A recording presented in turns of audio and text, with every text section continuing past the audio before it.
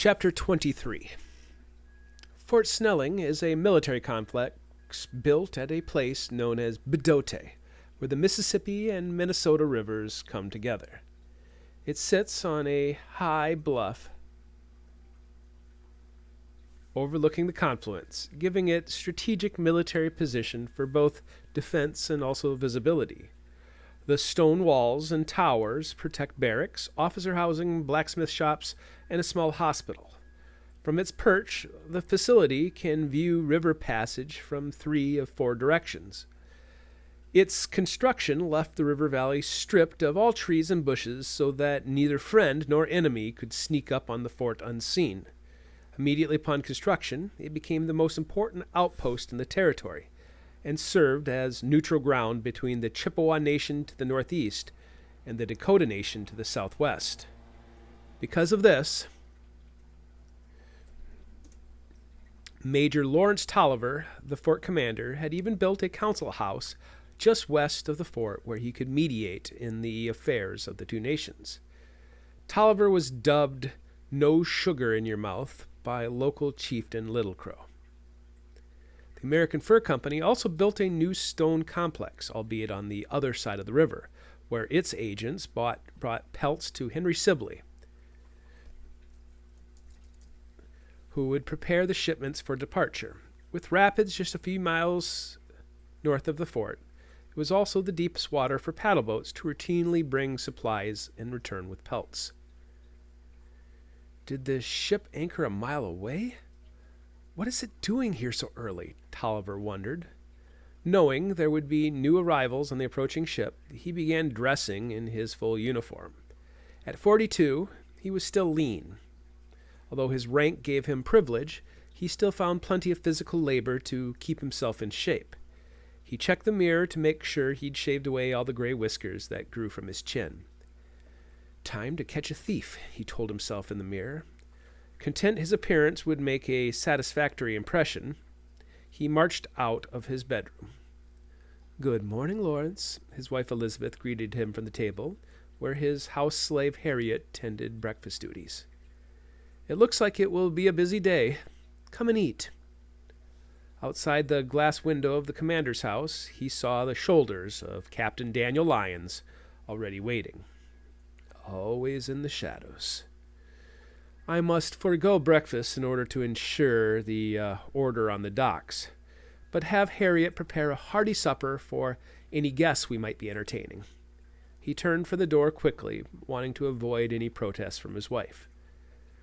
Out on the wooden walkway, Captain Daniel Lyons waited. An ambitious young man, Lyons had a crooked grin and a shock of hair that always seemed to be falling down over his eyes. He, too, was a lean man from several years of service on the frontier, and his cheeks were scarred from a previous battle with smallpox. "A big steamship is coming up the river," Lyons said, "most likely out of St. Louis. It fired off a cannon and blew its horn, just as you instructed." "Yes, I heard. I want a squad of men watching the unloading of the docks. Men who will actually watch and not just stand there." "Crowd control?" "Theft control. I have given these steamboat captains orders to never again show up in the evening, or else half of our provisions go from the ships right into the hand of thieves. Get me someone to watch the Indians also." "Do you want confrontations? Arrests?" Always eager, this Captain Lyons. "Eyes. I want to know whom I can trust and whom I can't. I just want men to watch. I want you to have a squad help with the unloading." "Understood.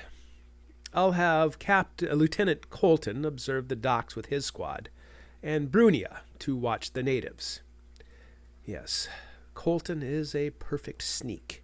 He'd love to sell out one of his friends in exchange for a promotion. "Brunia?" "The big fella that showed up from the Selkirk colony this past winter. None of the Indians trust him, so he'll be honest with me." But will you be honest with me? Tolliver wondered. Brunia felt like a fool, but he did as he was told.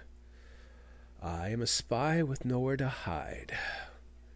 A steep ramp led down the western gate of Fort Snelling, 200 yards from the top of the bluffs to the docks.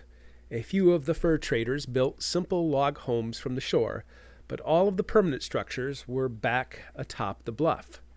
He leaned against one of these shacks, crossed his arms, and pulled down his floppy felt hat. I am so conspicuous. I could have spied while helping to unload the ship. But Captain Lyons told him to stand off a distance and watch. So he watched. When Brunia arrived, the men were still working on securing the heavy planks between the docks and the ship. But now, people and goods flowed from the big ship. First, Major Tolliver welcomed a fresh platoon of soldiers to their station. And a few moments later, salutes were replaced with handshakes as a group of veteran soldiers left for home or other stations. Once the military affairs concluded, affairs of commerce followed. Old Betts, a toothless Dakota woman, steered the ferry across the river where the Yellowstone houses of Hank Sibley and Jean-Baptiste Faribault stood apart from the small village of traders. From all directions, men and women came out of the landscape. Even with Lieutenant Colton standing guard on the docks, it came as no surprise that theft was a concern. A few slaves and a dozen Indian boys appeared to help unload the provisions from the ship. If Brunia was to endear himself to the white officers, he needed to keep a close eye on these laborers. One was Tyope, a young Dakota man who served as a scout and guide for Tolliver's expeditions. Of all the Dakota camped on the open field west of the fort, and those who came from nearby Kaposia, Tyope seemed to hate Brunia the most. Apparently, as a young boy, Tyope had almost been killed by an Ojibwe hatchet.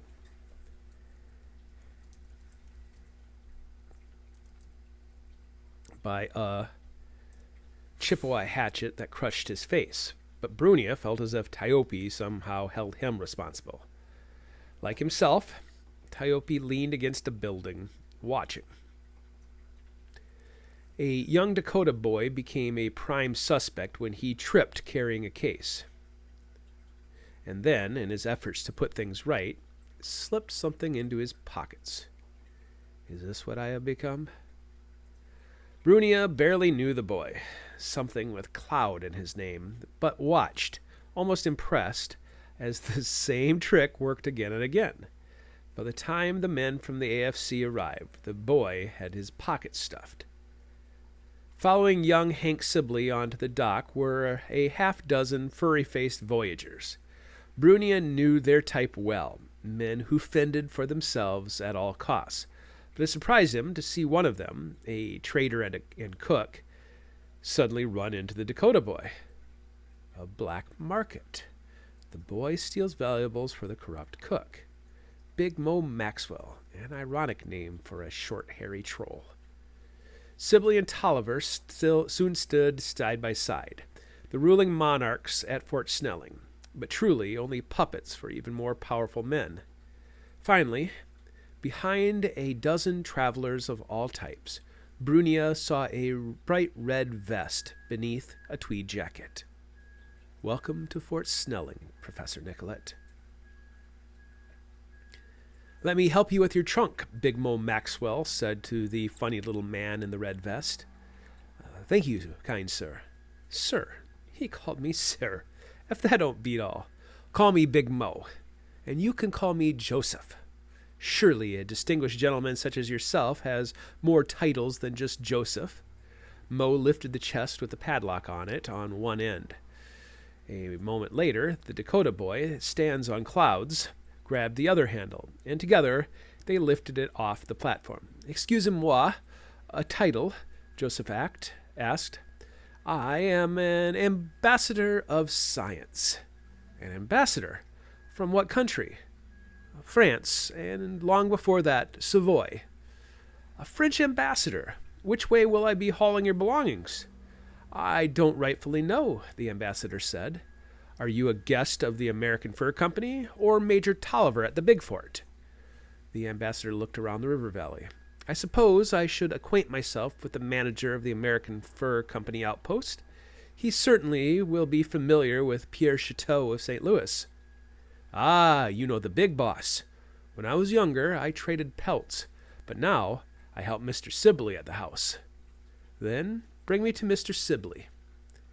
That's young Sibley on the road, standing with Major Tolliver. But he lives across the river, Maxwell said, pointing at the half-dozen limestone buildings, including the 2-story home built for the entitled new supervisor. Bien, I should probably stay with my belongings lest they be misplaced. I'll come with you and meet Mr. Sibley later. He is hiding something in the chest. If only it weren't locked. The ambassador had few belongings for a man of his position, which meant he most likely did not plan to stay long. Maxwell and Stands on Clouds loaded the locked chest and bags onto the ferry along with the guest, who stood nervously in the middle of the barge.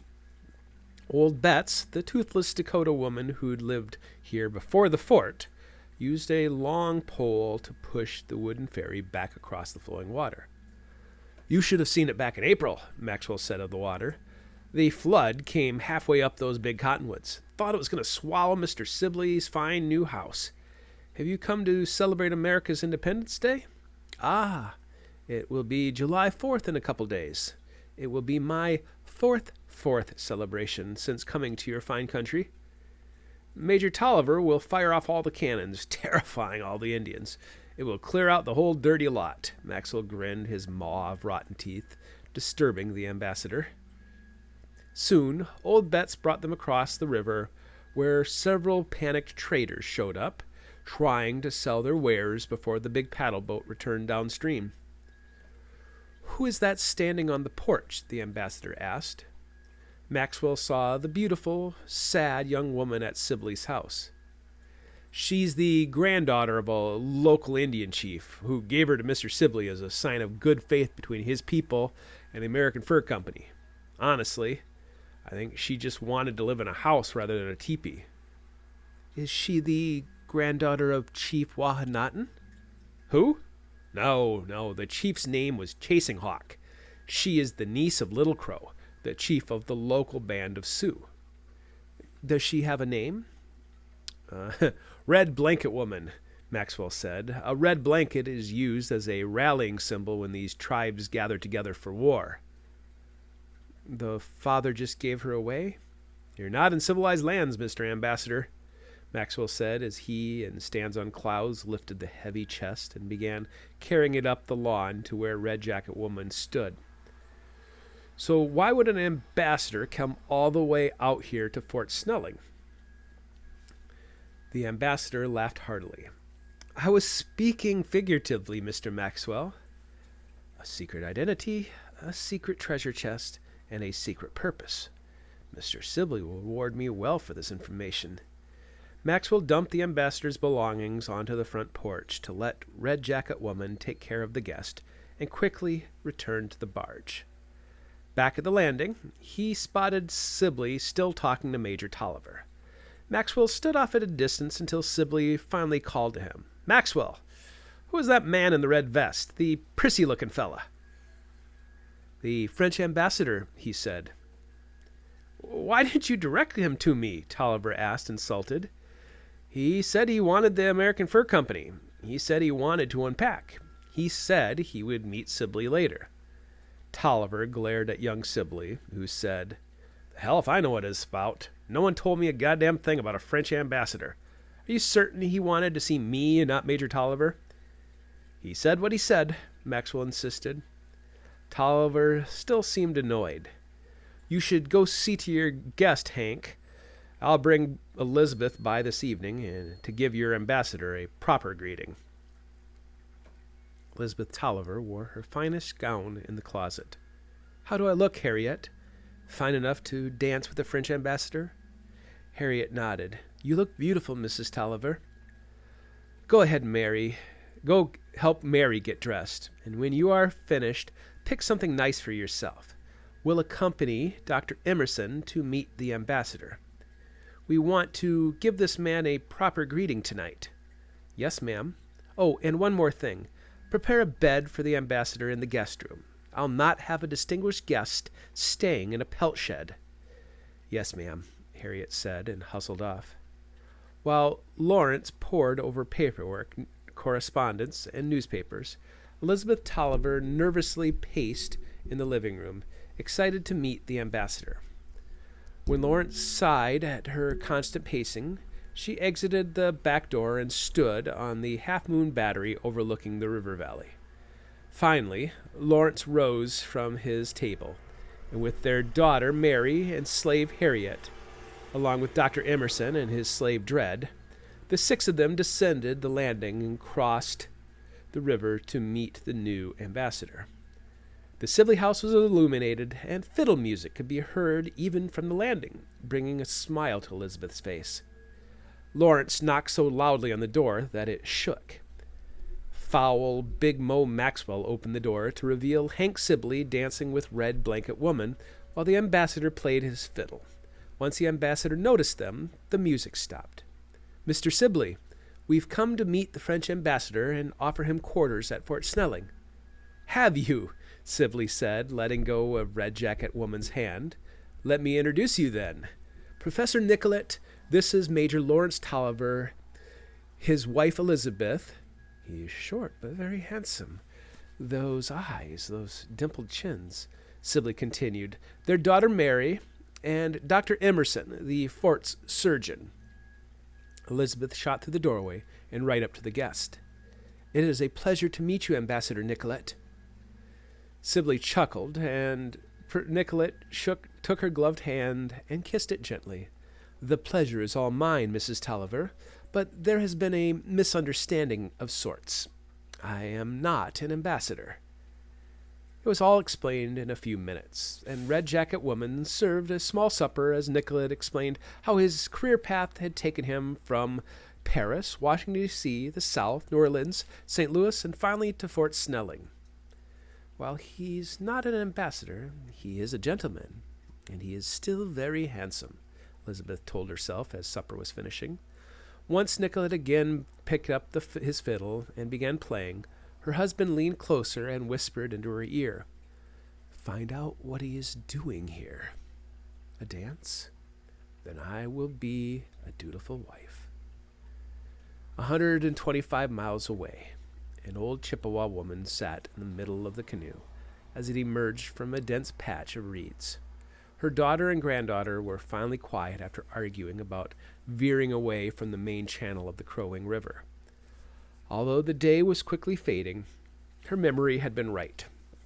The little tributary opened up in a vast bay of lilies, and beyond, a long body of water she'd never been allowed to visit, Lake Manitou. "What is this place?" her granddaughter asked. "It's a sacred place," the old woman lied. "A haunted place." The old woman could remember the star with a tail from her childhood, as well as the blood that followed it. "We shouldn't be here," the middle-aged woman said, dragging her paddle in the water. The canoe veered back toward the shore. Her brother had told her long ago about Lake Manitou and what he and her father were going to do. The star with the tail was the sign of the horned serpent, her brother had said, and they had no other choice than to try. The twang of an arrow pierced the still air moments before it pierced her granddaughter's shoulder.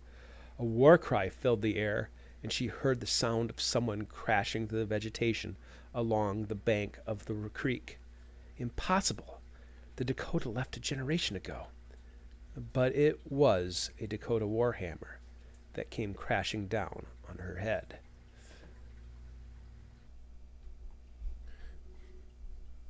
Chapter 24. "Did you hear that?" Nicollet asked as he sat in the middle of the grassy parade ground beside Dred Scott, Dr. Emerson's slave, finishing his daily barometer readings. Both men stood under a starry sky. Scott looked around the military complex that surrounded them. Soon, cooks would begin banging in the kitchen, harbinger of another busy day. "All I hear are a few insects, Professor Nicollet." Nicollet suddenly doubted his own senses. Since arriving at Fort Snelling, he'd only managed a full night's sleep once, despite the comforts given to him. The pressures of Stuart's covert plan overwhelmed his nerves. It was a strange shushing noise. Perhaps we breathing too loudly.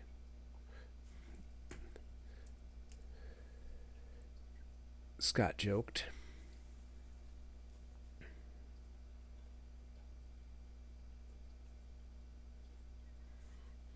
Nicollet slipped his pocket watch out and held it in the light of Scott's candle to confirm the hour. Shrugging it off, he went back to his sextant to take in the next measurement. No more than a minute went by before he heard it again. "You certainly heard that. It came from over there," Scott said, pointing a finger in the direction of the western gatehouse. "I can't concentrate with all this noise," Nicollet mused. "Let's go investigate." For Scott, it was just the beginning of his day. But for Nicollet, it was the very end, a routine he'd established 2 weeks earlier. Once the misunderstanding about the French ambassador was settled, Nicollet partially confessed his purpose of showing up unexpectedly at Fort Snelling.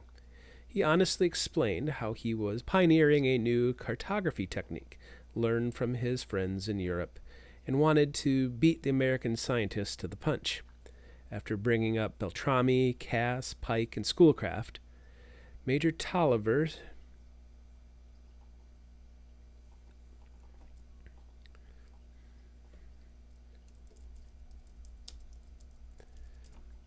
After Nicollet mentioned Beltrami, Cass, Pike, and Schoolcraft, Major Tolliver straightened his back a bit and insisted on hosting Nicollet for the summer, with a promise to send Nicollet north with a patrol expedition at the end of August. Now, as he arrived at the gatehouse, Nicollet felt a strange chill crawling down his spine. When he arrived,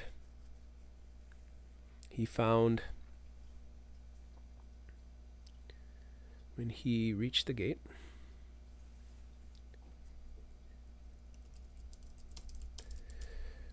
gate, he found Corporal Davy Faribault and Sergeant Jim Tiope staring out into the darkness.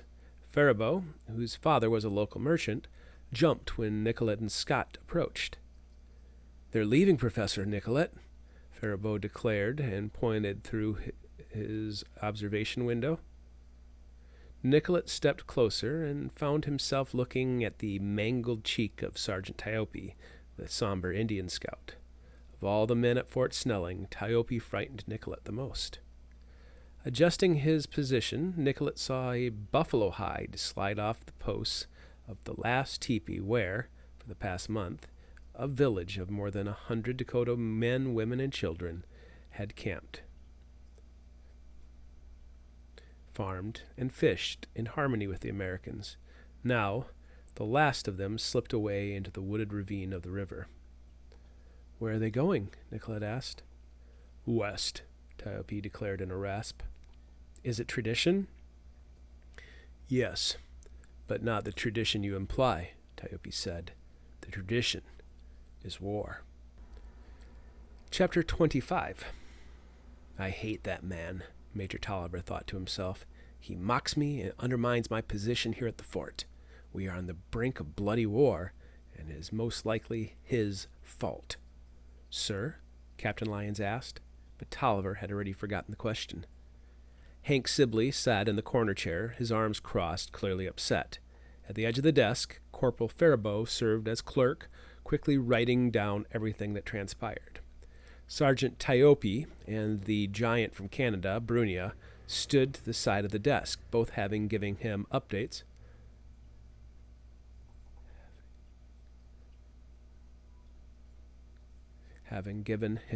on the positions of both the Chippewa and Dakota. Both nations had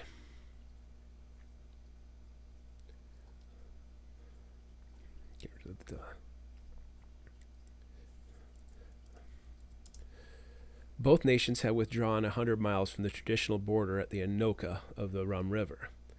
According to Brunia, Chief Flatmouth of the Ojibwe, was gathering all the chieftains to wage full-scale war against the Sioux for the recent murders of some women, as well as other wrongs he laid at Tolliver's feet. According to Tiope, the Metawakitan and Warpacuti bands had withdrawn to the territory of their western brothers, the Sisseton and Warpiton, in order to prepare for a coming Chippewa assault. Luckily, Chief Wahanaton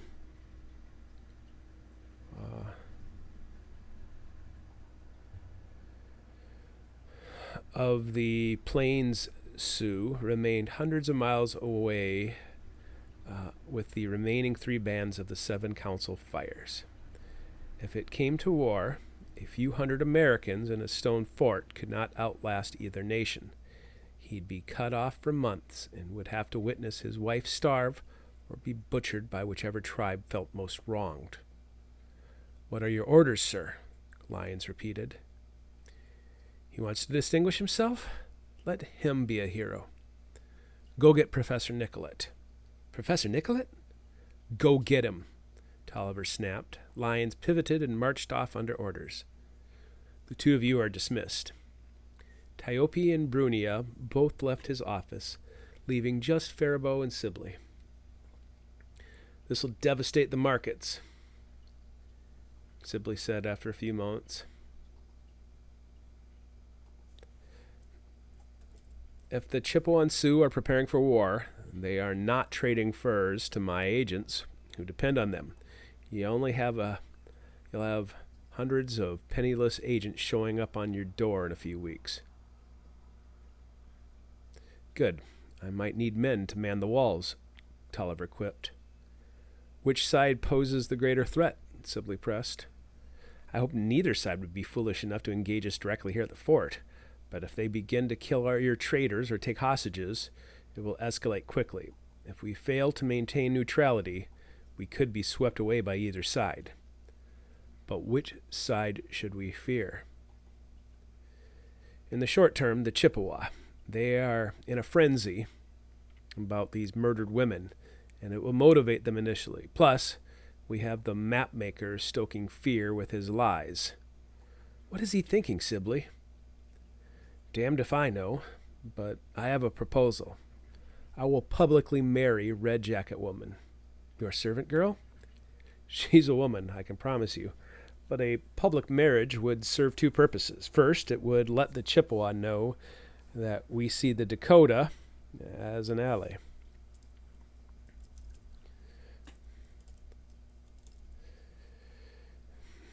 Giving Chief Flatmouth something to worry about. If he begins to slaughter camps of Sioux, it would be an insult to the powerful AFC. Secondly, it would bond us to Chief Little Crow through Chasing Hawk. Chasing Hawk was her grandfather. She's Little Crow's niece, isn't she? With all of the northern Sioux withdrawing, they've left us like a sail flapping in the wind, but a public marriage to her would give him cause to defend her. You'd be willing to take her as a wife?" "For a while," Sibley shrugged. "I can always set her aside later if needed. It won't be a Christian marriage." "A shrewd man, making him a strong ally and a fearful enemy. I hope he understands my plan instead of seeing it as a threat." Tolliver nodded, pleasing Sibley. A moment later, Captain Lyons returned with Professor Nicollet. "Have a seat, Professor. I'm sure you've been apprised of the situation developing out there, which has certainly foiled your plans a bit. Do you know what this is?" Tolliver asked, pointing at Leech Lake upon the government-issued Allen and Schoolcraft map of 1834. "Yes, it is a poorly conceived map." "Ha ha. You've just taken the bait, you arrogant little man, just as I anticipated. Yes, you've made it abundantly clear to me already. Are you familiar with the men who made it? Schoolcraft and Allen? I only know that they have preceded me with their own expeditions, and from what I can tell, they have left me quite a bit of work to do. Henry Schoolcraft is an arrogant bastard, and over the last few weeks I can honestly say I hate the man, albeit for different reasons than you. When he heard your public intentions to map the West, he pulled a few strings to send George Fanshawe ahead of you, thanks to his Freemason friends back east. Tolliver paused a moment to address Sibley. This is not a slight on Masonic organizations. Sibley shrugged. I understand and agree. Schoolcraft, Cass, Crooks, Astor, my father, they're all thick as thieves. But Schoolcraft, he is a righteous prick. Good, Tolliver continued, turning back to the Schoolcraft map. Pointing to the island along the southern shore of Lake Superior, he said, This is La Pointe on Madeline Island, where Henry Schoolcraft acts as an Indian agent in a similar fashion to what I do here at Fort Snelling. Unfortunately, since he only has to deal with the Ojibwe, he is lying to them about the Dakota and my actions down here at Fort Snelling. He is creating a very volatile situation in the territory. Sibley interrupted. If we fail, he gains. Nicollet nodded and followed Tolliver's finger back to Leech Lake. Right now, at a place called Onigum, Chief Flatmouth of the Leech Lake Chippewa is gathering all the chieftains together to address the recent murders of Chippewa women by a Sioux man.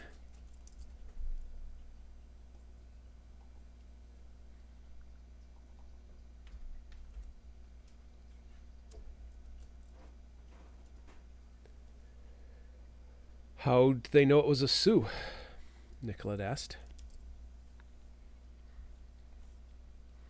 A young woman managed to escape with an arrow in her shoulder to tell her brother and father, who went to Flatmouth for vengeance. Thanks to the guidance of Schoolcraft, the Chippewa around Lake Superior are rallying to the call. Unfortunately, I have a good friend, Reverend Boutwell, who went to Leech Lake this past spring with his wife to minister to the Chippewa. Schoolcraft has put the dear Reverend and his wife in great danger. Sibley added, Don't forget, Mrs. Boutwell is the daughter of Ramsey Crooks, the owner of the American Fur Company. A foolish gamble from Schoolcraft, I'd say. Time for your quest, Squire Lyons. I've decided to send a small force of men under the leadership of Captain Lyons to go up the Mississippi River and then to Leech Lake to rescue Reverend Boutwell before war erupts. Where is it you wanted to go before all this chaos developed? Nicollet pointed to a spot west of Leech Lake. Do you see this silly little line that looks like a snake drawn on the map? Somehow, this bizarre geographical anomaly is the headwaters of the Mississippi, and this little dot, labeled Lake Itasca, is the wellspring. I sense a tone, Professor Nicollet. Are you trying to imply that Schoolcraft's map is a piece of garbage? Those are your words, Nicollet said, grinning. Then, Professor Nicollet, I have a proposal. What do you say if I allowed you to accompany Captain Lyons on this expedition with the promise that he'll bring you to the headwaters of the Mississippi after securing the Reverend? It would allow men to forget the name Schoolcraft and appreciate the good name Nicollet. Nicollet looked over at wide-eyed Corporal Faribault, then to Captain Lyons, and then turned to Sibley to gauge his reaction before turning back to Tolliver. What do you say, Professor Nicollet? Interested? Chapter 26. Anoka is a word that shares meaning in both the Dakota and Ojibwe language. Whether Anokatanhan or Anoke, the word references how two rivers come together. Located 30 miles northwest of Fort Snelling, it is a distinct landmark where the Mississippi River meets the Rum River flowing out of Mille Lacs. In 1825, the Treaty of Prairie du Chien was signed by local tribes to try to negotiate peace between the Sioux Nation and the tribes pressing westward into their traditional territory. During the previous century, the Eastern Sioux, the Dakota, lost their ancestral lands in northern Minnesota to the Ojibwe. After a century of war, So the Anoka served as a clear visual marker for the invisible lines drawn by war. For Brunia, it also marked the edge of safety. From behind the brush on the little island, he could see the southern shore of the Mississippi River, as well as the smaller Rum River that flowed out of Mille Lacs.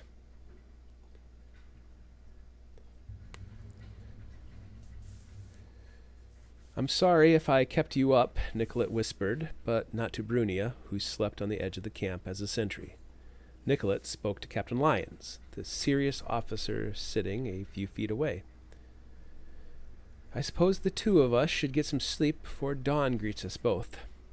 Tolliver had chosen the cagey Lyons to lead the expedition because of his years of experience in the big woods. Although still a young man, the Dakota Territory had made Daniel Lyons tough and wary. He'd also survived the smallpox, which was why he kept a thick beard to cover most of his facial blotches. If there's going to be an ambush, it will be here and now. Lyons' fingers nervously moved upon the rifle, prompting Brunia to reach for his own rifle, even though he remained still. "A spy among spies," Brunia told himself. Remain Bruni the Brute, or even better, Brunia the Mute. Even though Brunia had been on countless islands and numerous rivers, through various territories, the shores of Anoka were no less terrifying in the light of dawn than they were in the middle of the day. The United States flag conspicuously rose 10 feet from the island, making it obvious who stayed on the island. But Brunia also knew either side of the conflict was capable of slitting their throats and taking their scalps by overwhelming them by force. Across the river on the eastern shore, a trading cabin remained empty. It would have been more comfortable, Brunia knew, but the island provided better defenses for their party. Even though he kept an eye on the darkness for signs of either the Chippewa or the Sioux, he kept a closer eye on the men in the expedition to discover their loyalties. Nicollet spent weeks at Fort Snelling before being allowed to depart, allowing correspondents to catch up to him. In another 2 hours, Lyons would wake the men, and while they struck camp, Nicollet would sneak a short nap before they continued north. When Lyons slept remained a mystery.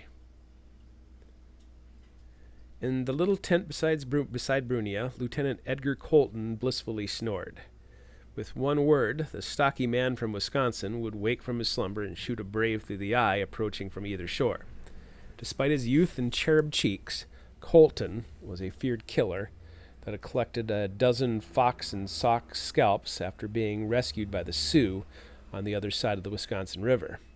For 4 days after his rescue, his war party had hunted down fleeing members of Chief Black Hawk's war party, bringing an end to the Black Hawk War. Between Colton and the next tent, Sergeant Jim Tiope slept in the open, his gruesome wounds exposed for the diminishing stars to see. The fearsome man of Sioux and French ancestry had been born at the Sioux village of Caput, which years earlier was attacked by a Chippewa war party. As a boy, Tiope had been left for dead after receiving a blow to his face and having his scalp removed at its roots. But the 10-year-old boy survived, walking 6 miles upstream to find shelter with fur traders at Mendota. Now, 26, Tiope wore extravagant hats to cover his bare head, but nothing could hide the mass of twisted bone that was the side of his face. Major Tolliver was wise to send these feared killers with us, Bruni decided after his light blanket. In the tent beside Tiope, Davy Faribault slept. Brunia found that Faribault was highly educated, very organized, and could neatly pack an entire camp in a canoe in only a few minutes. And he belongs to Major Tolliver. One of several sons of Jean-Baptiste Faribault, Davy enlisted to served the officers at Fort Snelling, and on the expedition diligently served the commands of Captain Lyons, although he always seemed to be watching, especially the comings and goings of Nicollet. Yet, with all these carefully planned details, one detail confused and worried Brunia: Big Mo Maxwell. The dirty, toothless fur trader from Green Bay apparently had come to Fort Snelling 2 summers earlier after wearing out his welcome in Wisconsin. A thief, Maxwell was hired by Hank Sibley to get the best price possible from Indians bringing in pelts. In the preparations for the expedition, Sibley had insisted on sending Maxwell along as Nicollet's personal escort. This foul man puts us all in danger, Bruni decided as the wiry old codger mumbled in his sleep. When something rustled on the edge of the camp, Brunia almost jumped, having been lost deep in thought. Nicollet's nap ended before it began, and he sat back up beside Captain Lyons, who looked like a lumberjack who had simply slipped into an army uniform 2 sizes too small.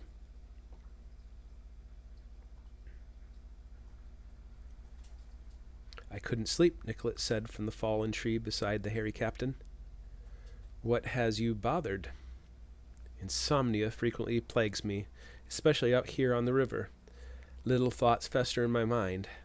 I was looking for my collection of maps, and I cannot figure out the proper name for this river. Schoolcraft called it by the Ojibwe name Mississauga, but that translates as Grand Lake River, not Rum River. Grand Lake is Mille Lacs, Lyons explained. The Rum River flows south until it reaches here. Perhaps on your return, I could take you there. That would be wonderful, Nicollet said. Tiope cleared his throat. The Metawakitan are the dwellers of Spirit Lake. Mille Lacs is the name given to it by my French fathers, but my Metawakitan mother called it Wakpa-Wakan, which means Spirit River. This is a sacred place for us, stolen by the Chippewa through treachery and deceit. A sacred place? Brunia tried not to roll his eyes. Hearing the gravelly rumble of Tiope, the other men began to stir. Nicollet pressed Tiope for information. Why was the place called Spirit Lake? Father Hennepin wrote that it means waters of the Great Spirit. Is that the Dakota view of God?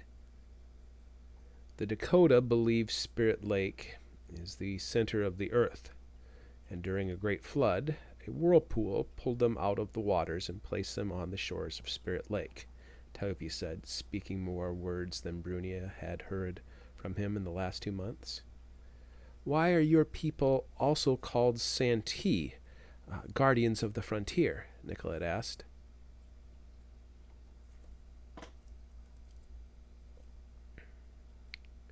We simply were protecting our land, our families, and our sacred places, Tiope continued. It's not what I heard, Lieutenant Edgar Colton said from where he had been sleeping. We captured a Fox warrior, and since he murdered a woman and 3 children in Iowa, we took our time torturing the fellow. In the middle of it all, we asked him why Chief Blackhawk and his people didn't just surrender, and he said something crazy about finding a sacred treasure that once belonged to the Sioux. A treasure? Nicollet scoffed. Crazy, isn't it, Professor Nicollet? Colton continued. So don't let Tiope fool you. The Sioux had some sort of treasure. You're a half-wit, Colton, Captain Lyons added. The Sioux have nothing more valuable than buffalo hides. I suppose you believe a giant Canadian named Bunyan also formed the Great Lakes with his footprints.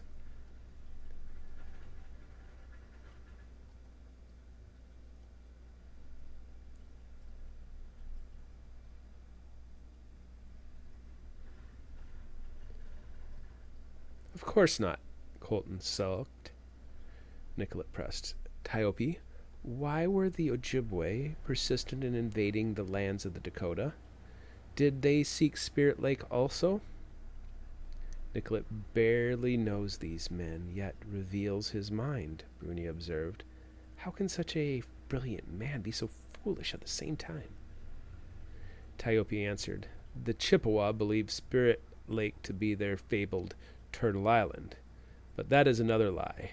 In fact, Captain Lyons raised a hand, stopping Jim Tiope mid-sentence. With a snap, Lieutenant Colton had his rifle raised and aimed upstream at the Mississippi. In seconds, the rest of the camp, with the exception of Nicollet, was armed and ready. Instead of a war party, a single birch bark canoe came toward them in the morning mist. Lions looked everywhere but the canoe, sensing a trap. Not a branch moved or a twig snapped along the banks. Hold your fire, he said to Colton. The man in the canoe was distinctly Ojibwe.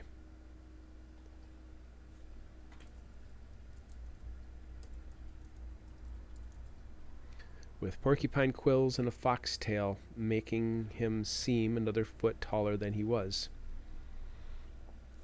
As he gracefully navigated his current, his clothing jingled methodically from all the regalia sewn onto his painted deerskin clothing. Instead of the black face of vengeance, the man's face was painted white with a blue crescent covering his mouth as well as his chest, where 10 pounds of white shells hung upon a thick cord. A 10-year-old boy sat in the front of the canoe, standing suddenly to point to their location on the island. We'll talk to these fools and find out why the two of them are alone in the wilderness, Lyons said, and his men relaxed. Brunia, go speak to him. With Maxwell at his side, Brunia sloshed out into the current to catch the canoe, causing the boy to recoil a bit when presented with Maxwell's toothless grin. What do you want? Brunia asked in the Anishinaabe language. I have come seeking the one sent by the Great Father, the Midday priest said boldly, and then pointed to the stars. The stars announced his arrival, and I have been looking for the one with a strange light in his eyes. What does he want, Brunia? Captain Lyons called out. He's come for Professor Nicollet.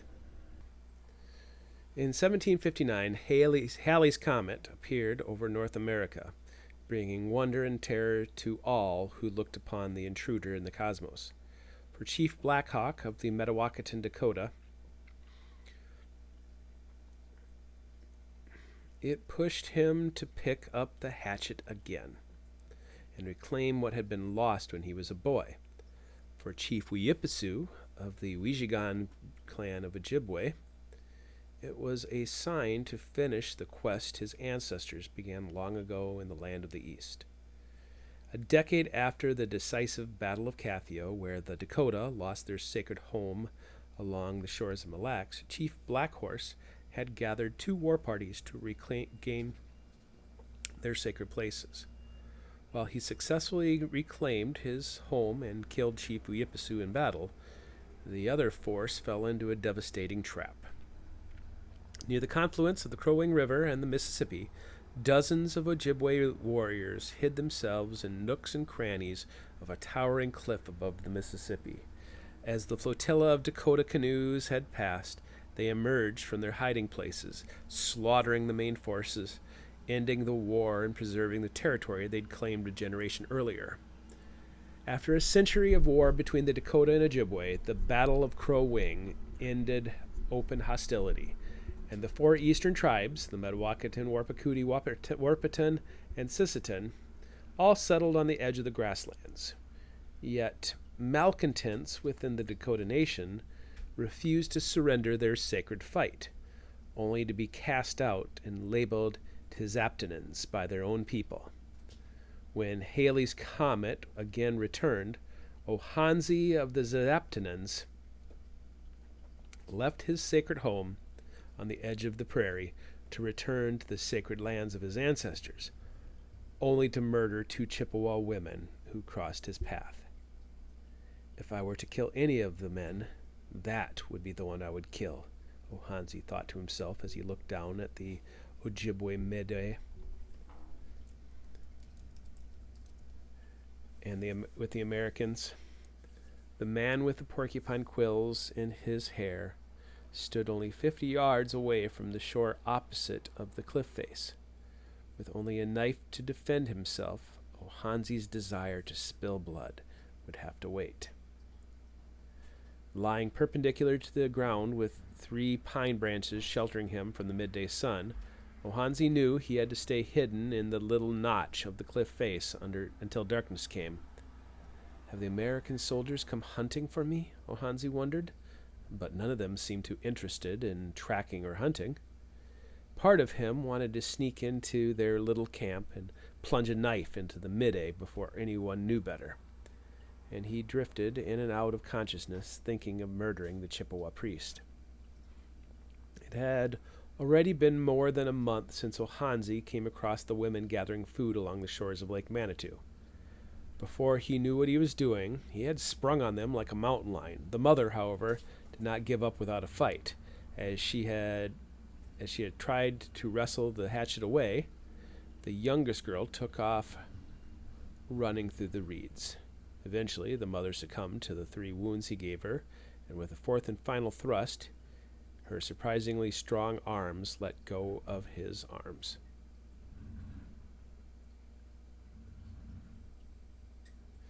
But the youngest woman had vanished like a raven in the wind, the reeds hiding her course of escape. Ohanzi spent half an hour searching for her like some rabid wolf, but the large field of wild rice reeds hid her from his blade. What in the world came over me? Ohanzi reflected from his hiding place along the cliff face. It was only meant to be a religious pilgrimage. I did not want to start a war. His pilgrimage confirmed what he had been told.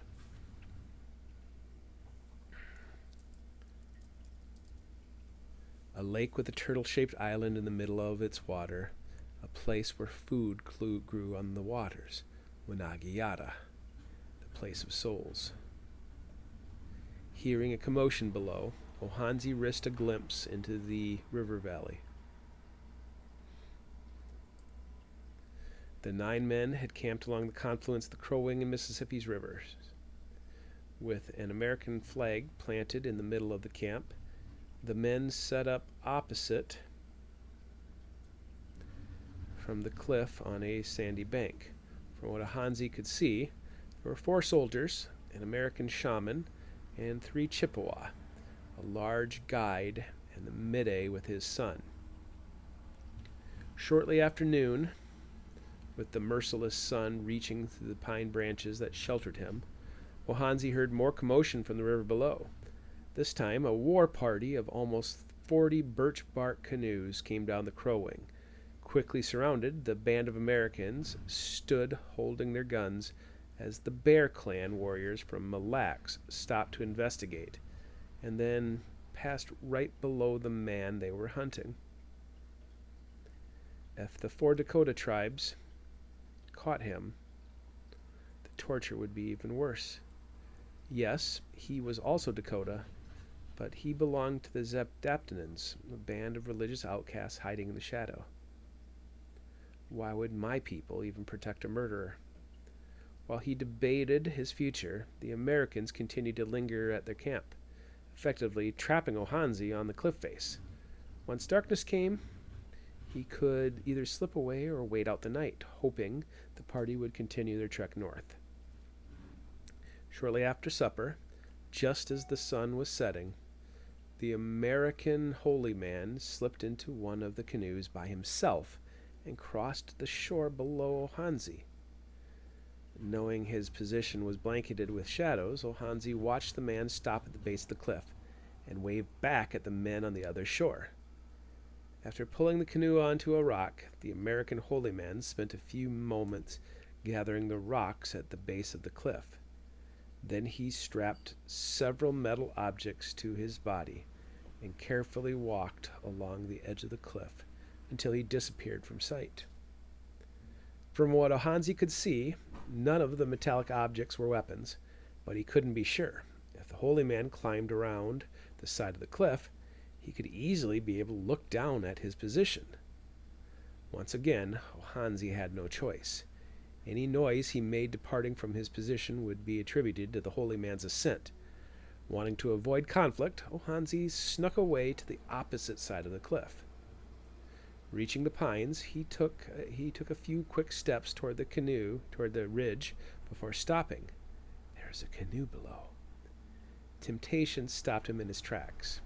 Under the protection of darkness, Ohanzi would be able to travel 10 to 20 miles by the following morning. With a stolen canoe, he could find himself safely back home in a matter of days. Without a canoe, the net of the Chippewa would soon tighten. He had dodged too many traps earlier in the day not to see the guiding hand of great Inyan. After glancing over his shoulder, he steadily descended the ridge toward the shore. The campfire on the opposite shore blinded the men from seeing his passage in the dim light. Twice, rocks shifted beneath his weight, causing him to freeze in his tracks. Standing on the edge of the water, it took every bit of nerve to approach the canoe. Lifted onto a flat rock, the canoe waited in the open. If he waited any longer, the light from the flames would cast shadows on the cliff face, making him easier to see. I must go now. Ohanzi carefully tiptoed across the boulders, half submerged in the river, until he reached the canoe. He looked down to see a canoe stuffed with all sorts of goods: tin pans, cups, a kettle, flint, bags of sugar, bags of tobacco, wrapped slabs of smoked bacon, cans of coffee, bottles of brandy, a half-dozen carefully folded blankets, boxes of beads and trinkets. Thank you, Inyan, for providing me with such a bounty. Inyan's favor took an unexpected turn when Ohanzi looked up to see the American holy man standing a few feet across of the canoe, opposite of the canoe. The metallic equipment strapped to the holy man was gone, leaving him with empty hands. Ohanzi pulled his knife, but the stranger immediately held out his empty hands to stop him. Attacking was foolish. If the holy man shouted, or he managed to grab a hold of the knife like the old woman had done, his companions just 50 yards across the river would come to his rescue. Both of them froze with indecision. Then, with both hands raised and extended, the wide-eyed American took a cautious step backwards and gestured to the canoe. He is bargaining the canoe for his life.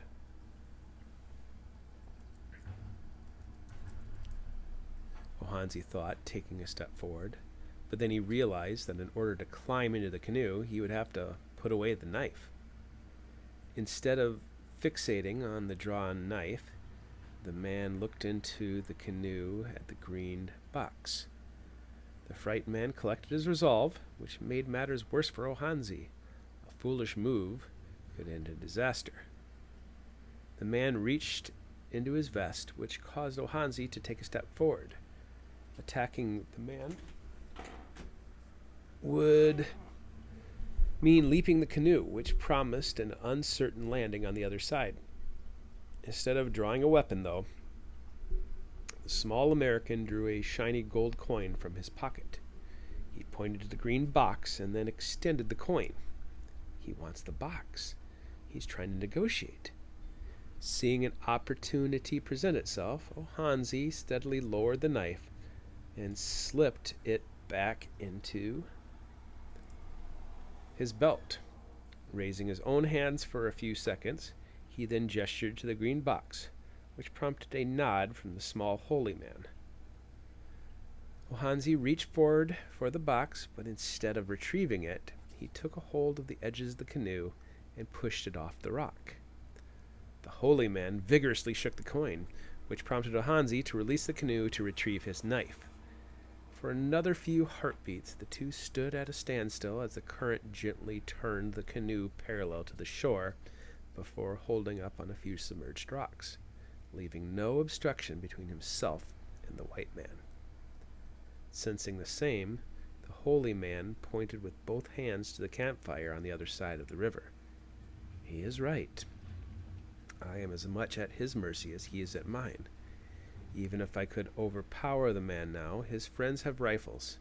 It is suicide.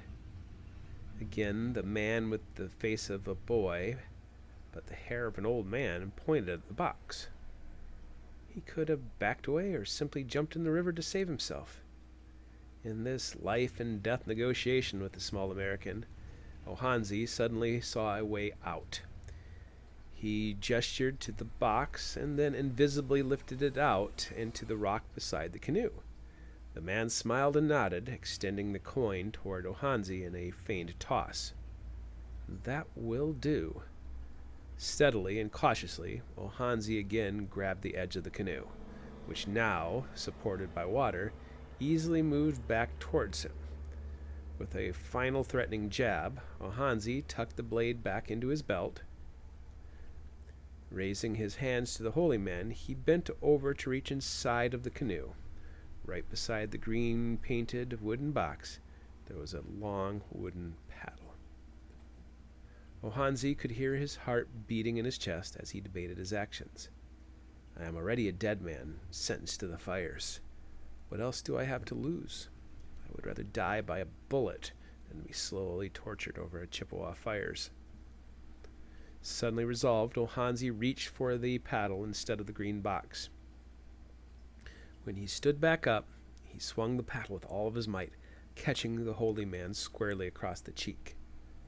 Although not a hard blow, the little American fell backwards against the rocks, a strange grunt-like groan coming from his body as he fell. Nicollet, a voice called out in the darkness. Paddle in hand, Ohanzi knew better than to continue his attack. Instead, he jumped in the canoe and with the leverage of the paddle, pushed off the rocks and into the currents of the Crow Wing. Nicollet, is everything all right? Another American called out. With frantic strokes, Ohanzi passed within the light of the campfire long enough to see the gathered men. With wide eyes, they suddenly locked eyes with him. A moment later, he was alone in the darkness. Shouts echoed behind him. Then a bullet whizzed by, prompting even more frantic paddling. For 10 minutes, he could hear them behind him in the darkness. For an hour, the noises grew fainter. For the next 3 hours, Ohanzi heard nothing but his own breathing and his heart pounding in his chest. By dawn, his arms ached and his head pounded. If these men are following me, they will only be moments behind. If I pull off of the river, they will be on me in moments. In the dim light of dawn, Ohanzi spotted a dry creek bed with rocks at its mouth. This will have to do. He pulled the stolen canoe onto the rocks and gravel, but the weight of the stolen merchandise almost proved too much once he pulled the canoe fully out of the water. He looked up the dark river valley but saw nothing. Finally, he pulled the canoe into the tight little ravine where soft sand made the pulling much easier. Hauling the canoe 30 yards out of the sight of the Crow Wing, Ohanzi scrambled up the ravine to a good hiding spot. Hours passed and the sun peeked over the ravine. The expedition had not followed him. They had simply given up, or they tended to their wounded colleague. Either way, Ohanzi spent the afternoon looking down upon the stolen canoe and the mysterious green box. Finally, driven by curiosity, he walked back down to the canoe. Instead of finding anything of value, he found a box filled with paper. One of the pieces of paper only meant anything. It was a drawing of 5 rivers that converged in a single spot. Mikado, Ohanzi realized, smiled, seeing the drawings as a good omen. If he could reach Mikado, he would almost be home. Then, at the bottom of the green box, he found a wampum belt he recognized. No, what have I done? Chapter 28. The 7 Fires is a religious prophecy of the Anishinaabe people. According to the legend, a series of prophets delivered messages to their ancestors while they still lived along the shores of the Atlantic Ocean. The warnings were clear. Either leave their homelands or face doom and destruction. From the onset, the Anishinaabe were given clarity in their quest, for the prophets described a final destination as a land where the food grows on water with a turtle-shaped island. Along the way, there would be 7 stopping places, marked with a collection of tropical cowrie shells, or migi shells, to identify the next stage of migration. By 1836, the Anishinaabe had visited Montreal Island, Niagara Falls, Lake St. Clair by Detroit, Manitoulin Island, Sault Ste. Marie, and Madeline Island. Along the way, over the thousands of miles of terrain, many of the Anishinaabe stayed behind, becoming separate nations such as the Potawatomi, Ottawa, Algonquin, Mississaugas. Those who faced the Dakota in the territory later known as Minnesota were the Ojibwe. But despite the descriptions of the prophecies, the specific location of the seventh stopping place was disputed. While the Seven Fires prophecies predicted the cross-continent migration of the Ojibwe, it also contained a religious prophecy detailing the coming of the French, English, and Americans, as well as a mysterious figure who would arrive in the era of the seventh fire, who would make a decision to either set things right and usher in an eighth fire for all mankind, or would choose poorly, bringing death and destruction. For the Ojibwe Mide Shegobeh, along with his son Nanaconan, the opportunity to meet Nicollet allowed him to study the strange man. Prior to the attack, Shegobeh had seen the wampum belt once, carried by the traveling shaman Shakazuchitek. Is Nicollet the one? Will he heal our lands? Joining the expedition had been easy for Shegobeh. With war brewing between the Ojibwe and Dakota, Shegobeh's presence offered the expedition protection. He'd brought his own canoe, and his son, Nanaconan, a prolific hunter and fisherman, provided meals for the whole expedition. Shegobeh also intimately knew the Mississippi River and its tributaries, so he could provide Captain Lyons accurate information for campsites and give Nicollet names and descriptions of every creek and river that fed the Mississippi. The men of the expedition despise me, Shegobeh decided, but he could not determine if it was protectiveness over Nicollet or other reasons why they looked at him with scowls and hatred. When the rogue Dakota spared Nicollet at the Crow Wing River, Shegobeh saw it as a sign and further opened himself up to the Starman. Nicollet prayed every morning, yet also seemed to live at one with nature, loving every tree, plant, rock, animal, and even the stars with all his heart.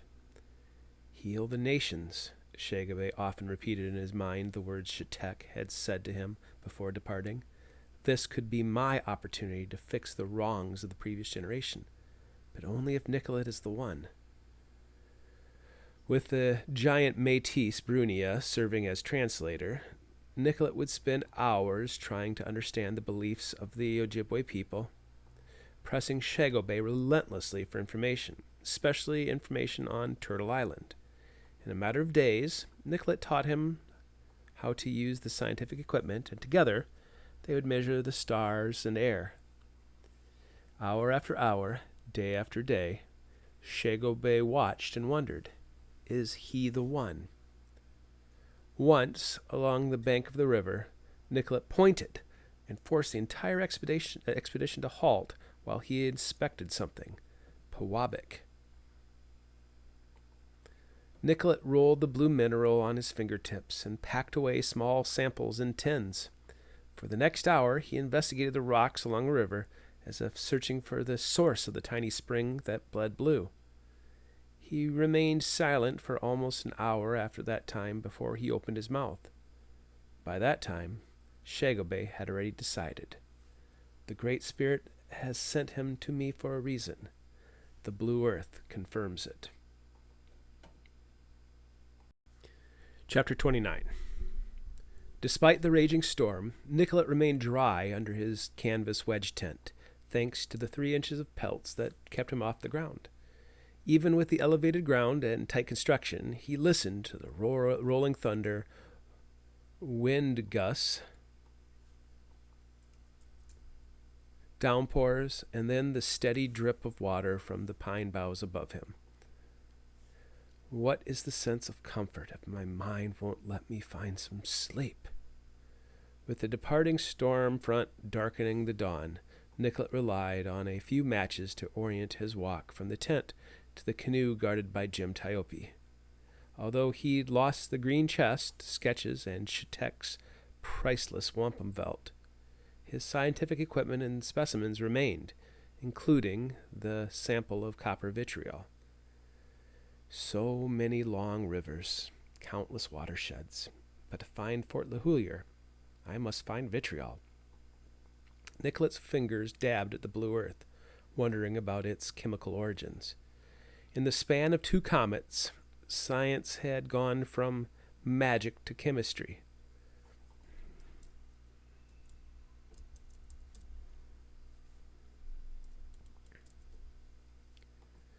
In nature, blue occurred least often, but Nicollet doubted he'd find a unicorn under the microscope. When a shadow moved, he dropped the specimen tin, stooping to quickly right the container before the blue dirt spilled out. Nanaconan, the Miday's son, stood with a grin and gestured for Nicollet to follow him to the edge of camp. Shagobay, dressed to rival Cardinal Crow Soleray, looked rested and eager. A new path, he said, pointing to the northwest. Nicollet shook his head.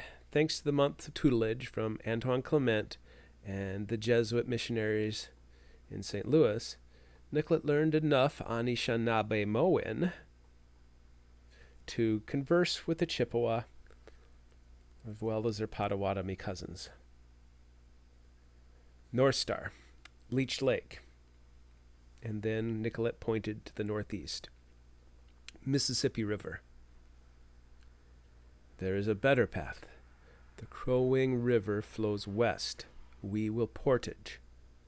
The Lions will not agree until we rescue Reverend Boutwell and his wife. The Mississippi River route will be faster. Blue Earth. Shagobay pointed to Tyope's canoe, and then Nicollet. I can show you more. For as far as Nicollet could see, a field of reeds swallowed the river. The low banks allowed the main channel to spread out wide and shallow, which also allowed the spring and summer growth to choke the entire river. Had they only needed to continue upriver, it certainly would have been difficult but ultimately possible. But Shagobay insisted. Even though Captain Lyons said the detour was not part of their mission to rescue the Boutwells, he quickly relented just to lighten the depression that had swept over Nicollet after the theft of the canoe. At first annoyed, Shagobay's eyes widened when he understood his son's plan. Still balancing the canoe in the sea of reeds, Shagobay lifted his son onto his shoulder. From there, Nanaconan smiled broadly at the grim-faced men and then down at Nicollet, who found strange beauty in the boy's efforts. From atop his father's strong shoulders, too many froms, Nanaconan looked to the edges of the wide shore for a channel from a hidden lake. Unlike most outlets, which carved deep ravines in the shore,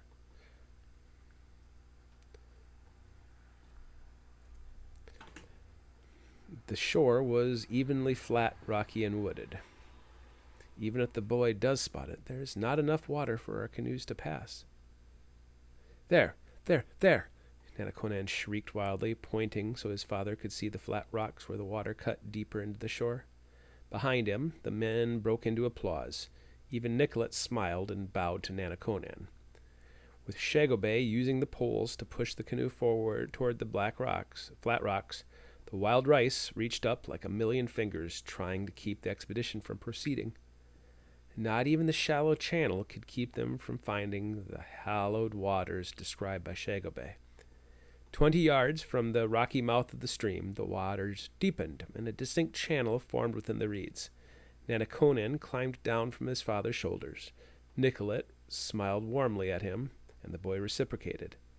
Having spent 2 hours looking for the tiny outlet, the men continued up the stream just a few minutes before pulling off onto a solid bank to prepare some lunch.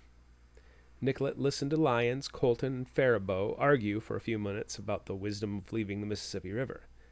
After feasting on a pike Nanaconan speared, Nicollet found Shagobay standing in the pines.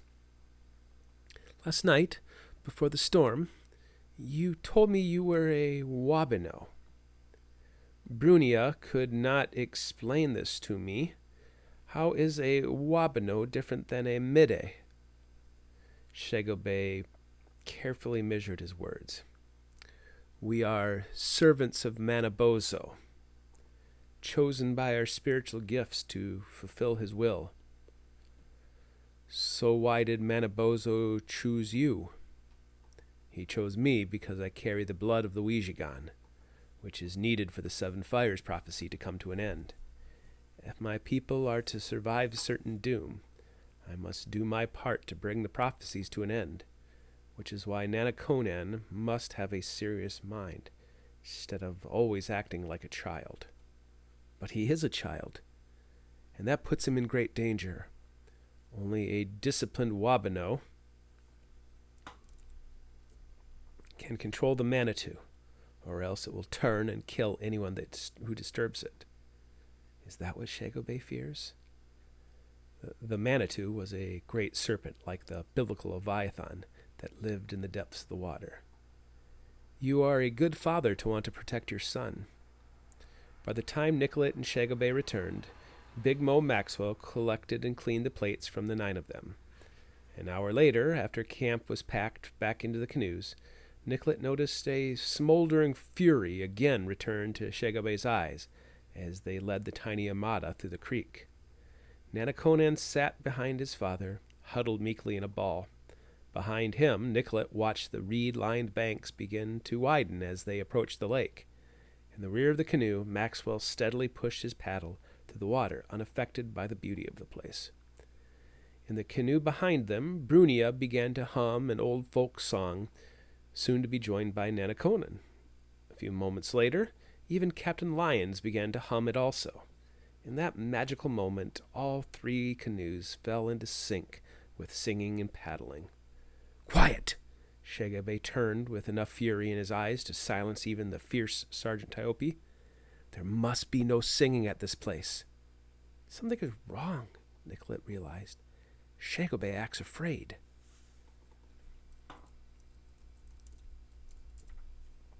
None of the men had seen the Chippewa holy man act in such a way. Lieutenant Colton traded his paddle for a rifle. Like other lakes in the big woods, it was surrounded by a canopy of pines and outcroppings of granite shores littered with boulders. For hundreds of yards in all directions, the southern shore was lined with a massive field of wild rice, with a deeper channel leading them toward the center of the lake. When the water finally deepened, a strange bed of flowering lily pads filled the channel. Shagobay lifted his paddle, allowing the canoe's momentum to drift through the beautiful array of flowers. The canoes drifted to a halt, and all of the men mimicked Shagobay, with nary a paddle dipped. Behind them, the Sioux guide Jim Tyope whispered, "Tuwapa," leaving none of the other Americans to question the bizarre acts of their guide. A light eastern breeze pushed the canoes through the field of flowers, and once past, Shagobay finally dipped his paddle into the water and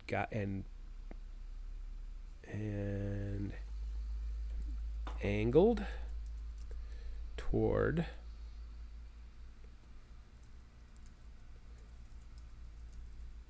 the oak-lined southern shore.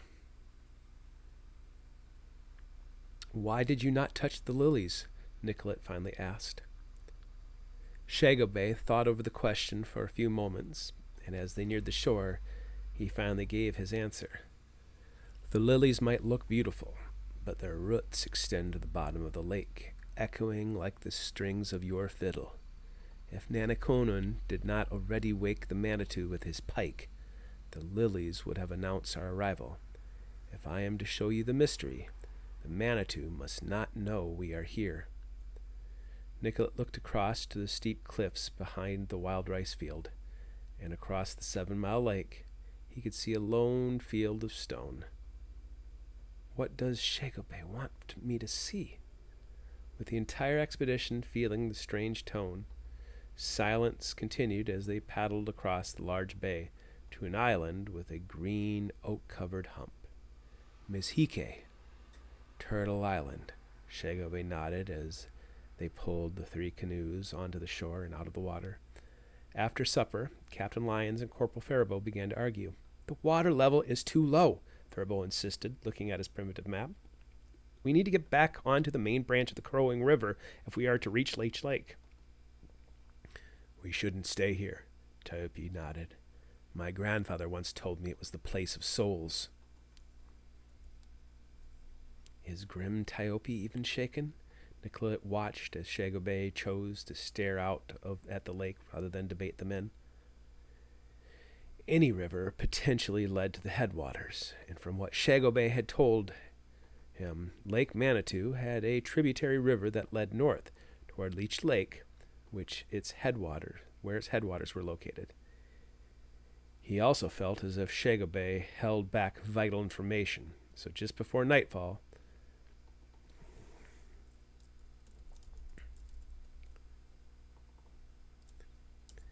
he pulled Shagobay aside to ask him questions. "Does the Manitou have a name?" "Yes, but his name is cursed. My grandfather once spoke the name of the Manitou, and it brought death to my entire clan, leaving only my brother, his daughters, and Nanakonan to carry on the sacred quest of my people until the Gitche-Anamiki arrives." "What is the Anamiki?"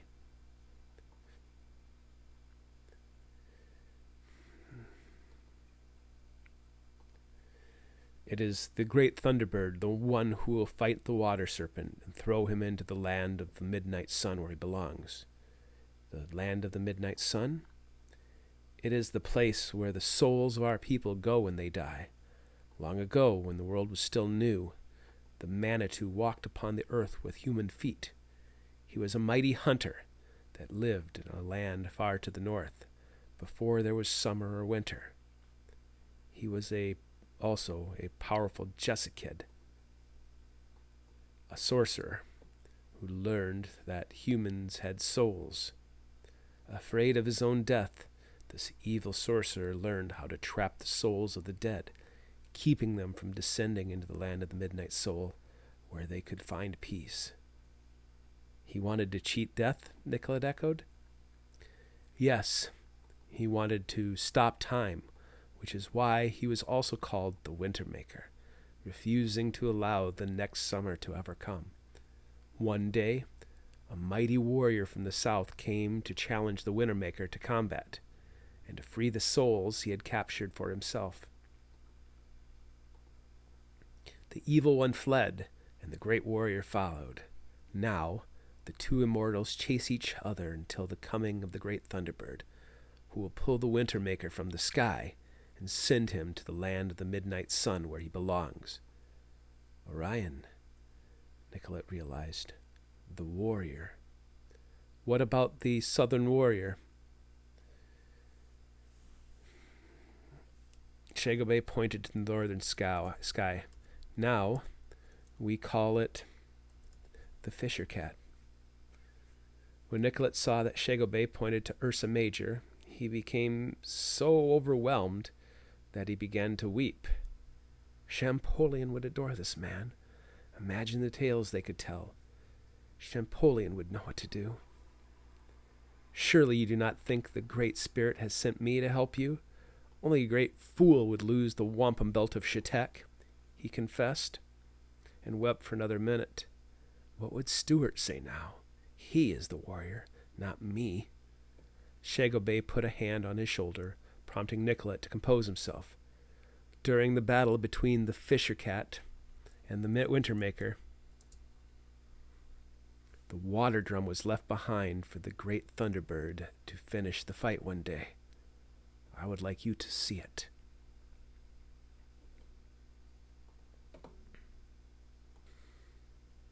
Chapter 30. Just before the break of day, Nicollet woke to find Shagobay and Nanaconan ready and waiting. The cautious Midday insisted that only Nicollet could come with, and except for Brunia, who eyed him cautiously as he tiptoed from camp, no one was the wiser. When they crossed to the north shore of Lake Manitou, Nicollet and Shagobay put away their paddles and took out their long poles. They passed through a valley flanked by tall cliffs on both sides. For a mile, they pushed their way through the river until they came to a wall of rocks strewn across the channel, almost like a primitive dam. "My brother and I spent a summer rolling boulders into the river," Shagobay explained, "trying to create a dam that would raise the river level high enough." "Why would you do that?" Nicollet asked, and Shagobay just raised his eyebrows. "We were tasked with keeping the water drum hidden until the great thunderbird came to retrieve it. Come, I will show you." None of this matches what Lahontan or Le Sueur described. He is not leading me to Fort LeHillier. Shagobay led him up onto the rocks and then pointed. "Bad medicine. Even in death, the Wintermaker's magic is working against us. There, 20 feet ahead of where they stopped, a brilliantly blue mound of sand glistened in the morning sun. Vitriol, just like what Baron Lahontan described." Nicollet rushed ahead and stood over it for a moment, and then laughed at the incredulous sight. "Very different than what I found along the Mississippi." Kneeling, his fingers delicately touched the blue substance. "It's oily," he said, rubbing his fingers together. Nicollet's eyes darted up. A trickle of water came down the face of the cliff, cutting through soft sandstone to reveal the granite that formed the valley. The substance looked like sand, but that might have just been regular sand colored blue by the water that trickled out from the fissure in the cliff. "Vitriol," Nicollet repeated, and then bent down. He quickly retrieved a canister and filled it to the brim with the blue substance. He handed the boy the canister of blue substance. Okay. He handed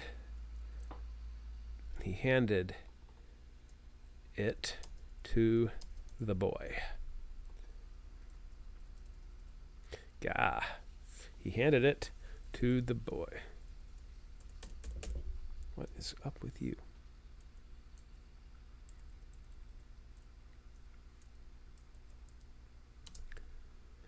"Nanaconan, could you bring this back to the canoe?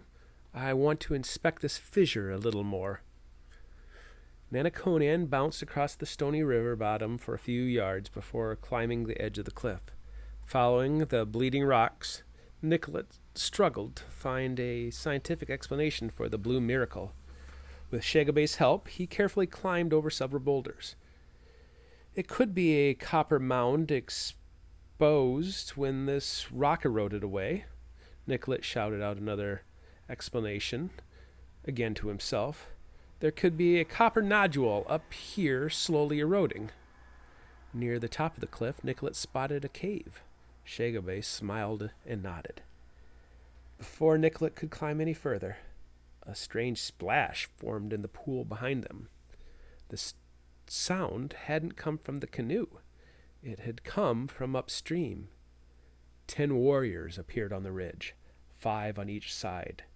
Nicollet and Shagobay froze where they stood, and that was when 4 canoes came around the bend. "Pillagers," Shagobay whispered, "and all from the Bear Clan." "What does that mean?" Nicollet asked, wishing he had Shatek's wampum belt. "You should pray to your god."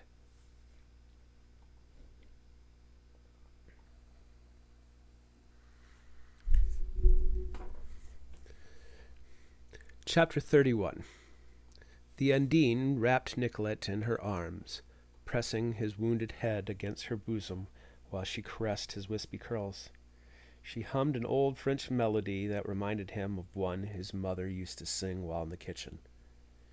He knew the face she wore also, one he saw whenever he looked upon the likes of Juliana Leaves, Marianne Easton, or even Elizabeth Tolliver. "Where am I?" Nicollet asked, realizing that a blanket of fog had replaced the pillager warriors that had just surrounded him. "You are far, far from home, mon amour. What are you doing in such a foul place?" The Undine's voice poured from her lips like a song, and Nicollet closed his eyes again as it rolled over him. "I am proving my worth. I will solve the unsolvable mystery." "Ah, my sweet Nicky, you were always such a smart boy. What mystery do you plan to solve in such a remote place?" Nicollet felt a chill run through his body, but not because of his dream of ice. He'd been struck in the head by one of the angry pillager warriors and lost consciousness.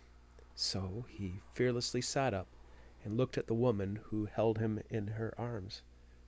"Who are you?" he asked, looking at her strange blue eyes. "Don't you remember me? I have been waiting for you under the waves.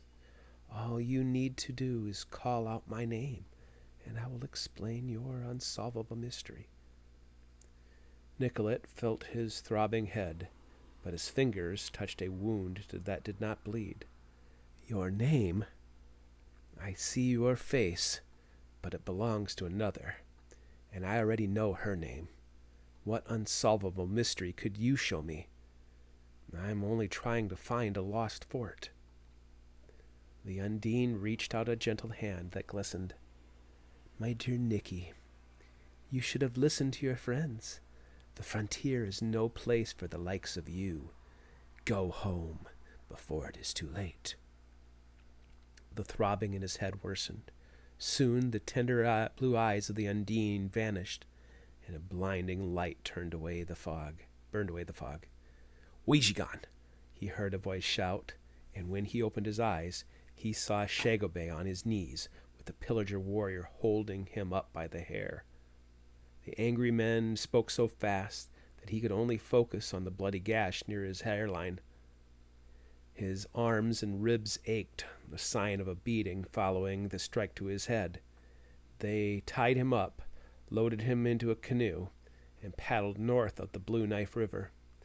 Every once in a while, Nicollet discreetly glanced to the ridge to see if Nanaconan followed them.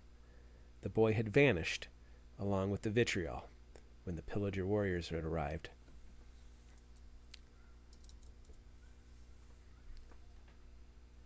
After 7 miles, the land flattened and the river narrowed to a stream. In this low area, the pillagers had made camp, forcing Nicollet and Shagobay out of the canoes to an even larger, angrier crowd. "Ouijigan!" they again snarled, beating Shagobay twice as often as they beat Nicollet. One of the men waved a war club, wanting to kill Shagobay right there. Another wanted to create a pyre to burn Shagobay. Others wanted to just kill Nicollet. Finally, it was decided Shagobay would die. Hearing the decision, Nicollet threw his arms around Shagobay and endured another beating. When they saw he was unwilling to let go, the attacker finally relented, looking back at the young chief for guidance. Neither the cruel pillager chief nor any of the braves met his mystified glance.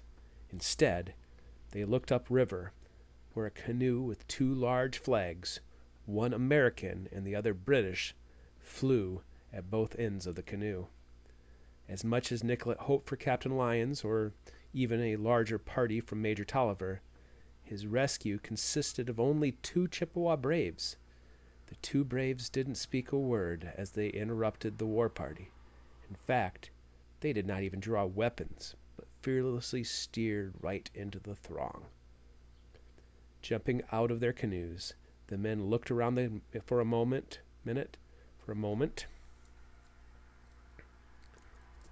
before locking eyes with Nicollet. "In the name of Chief Flatmount of Leech Lake, we claim these prisoners."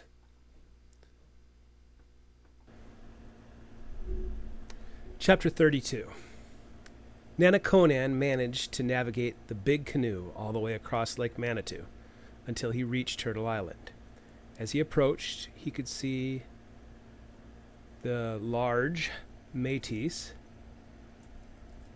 Brunia, staring at him. His lungs and arms ached, but even if he'd been able to shout, he decided against it. The pillagers will kill my father for bringing the men here. They must not know he brought others. As the canoe slid onto the shore, he hunched over in exhaustion. Brunia's strong hands clamped onto his arms, lifting him from his seat. What happened to Nicollet? Where did your father take him? Where is he? Located 120 miles due west of Lake Superior, Leech Lake is Minnesota's third largest body of water, with 100,000 acres of water and 195 miles of shoreline, thanks to jutting peninsulas, bays, and islands. Cut off from major watersheds, it quickly became the center of the Chippewa Nation in northern Minnesota by the 1750s.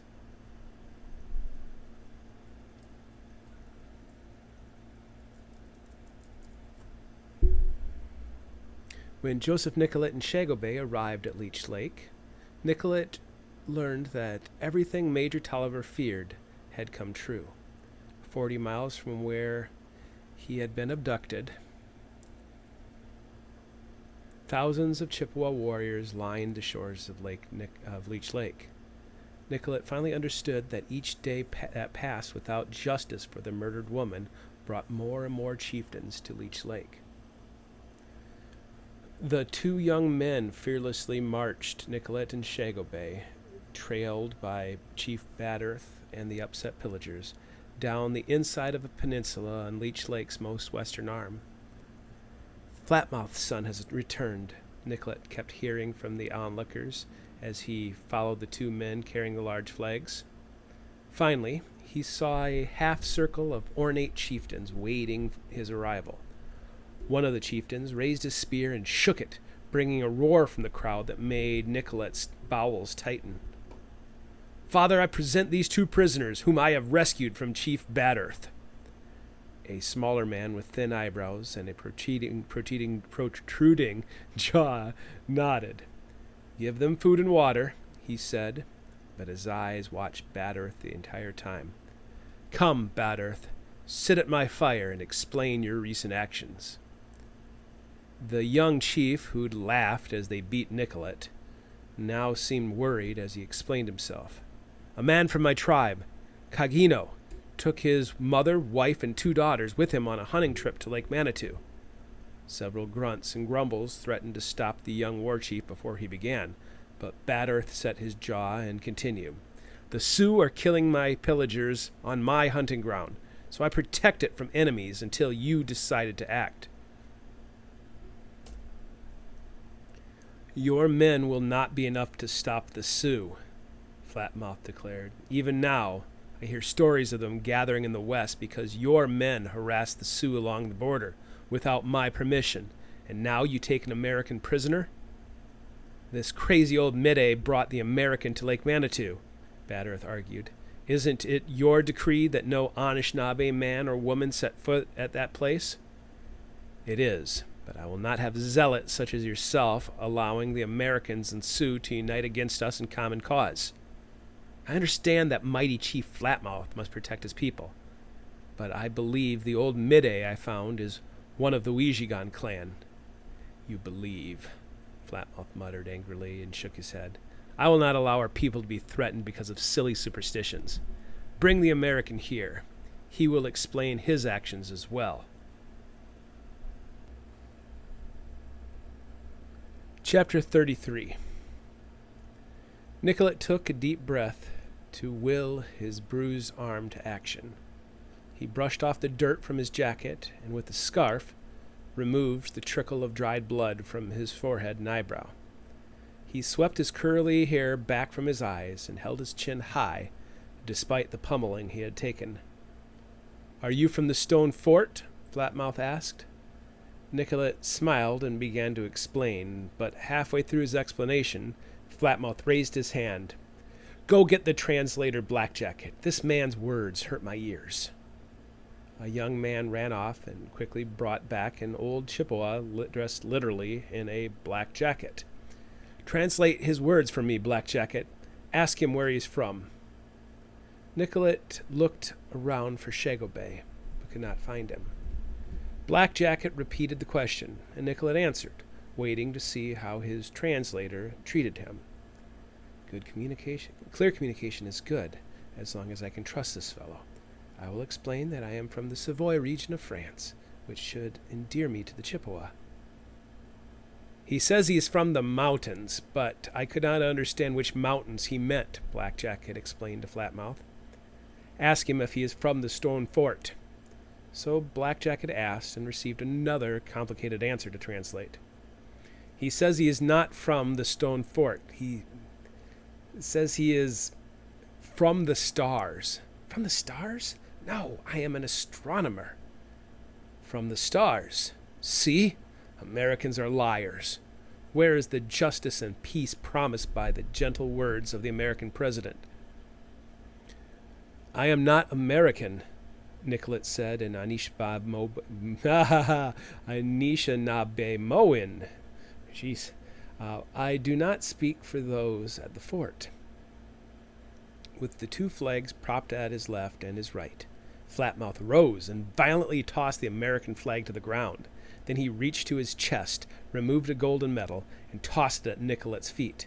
Tell this man that I have the power to destroy every American here between here and Lake Gitchigumi.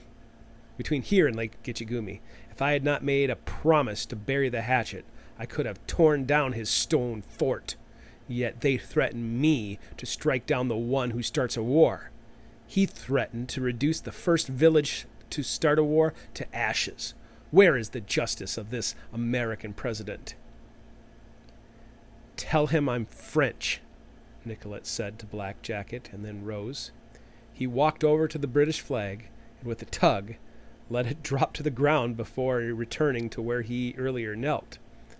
Then, reaching into his red vest, withdrew a large piece of jewelry and extended it to Flatmouth. Tell Chief Flatmouth that I am not from the stone fort. I come from across the sea. I have only come to look at the stars. I speak for neither the British nor the Americans. This medallion, which I give as a gift to Chief Flatmouth, is proof that I do not speak with a forked tongue.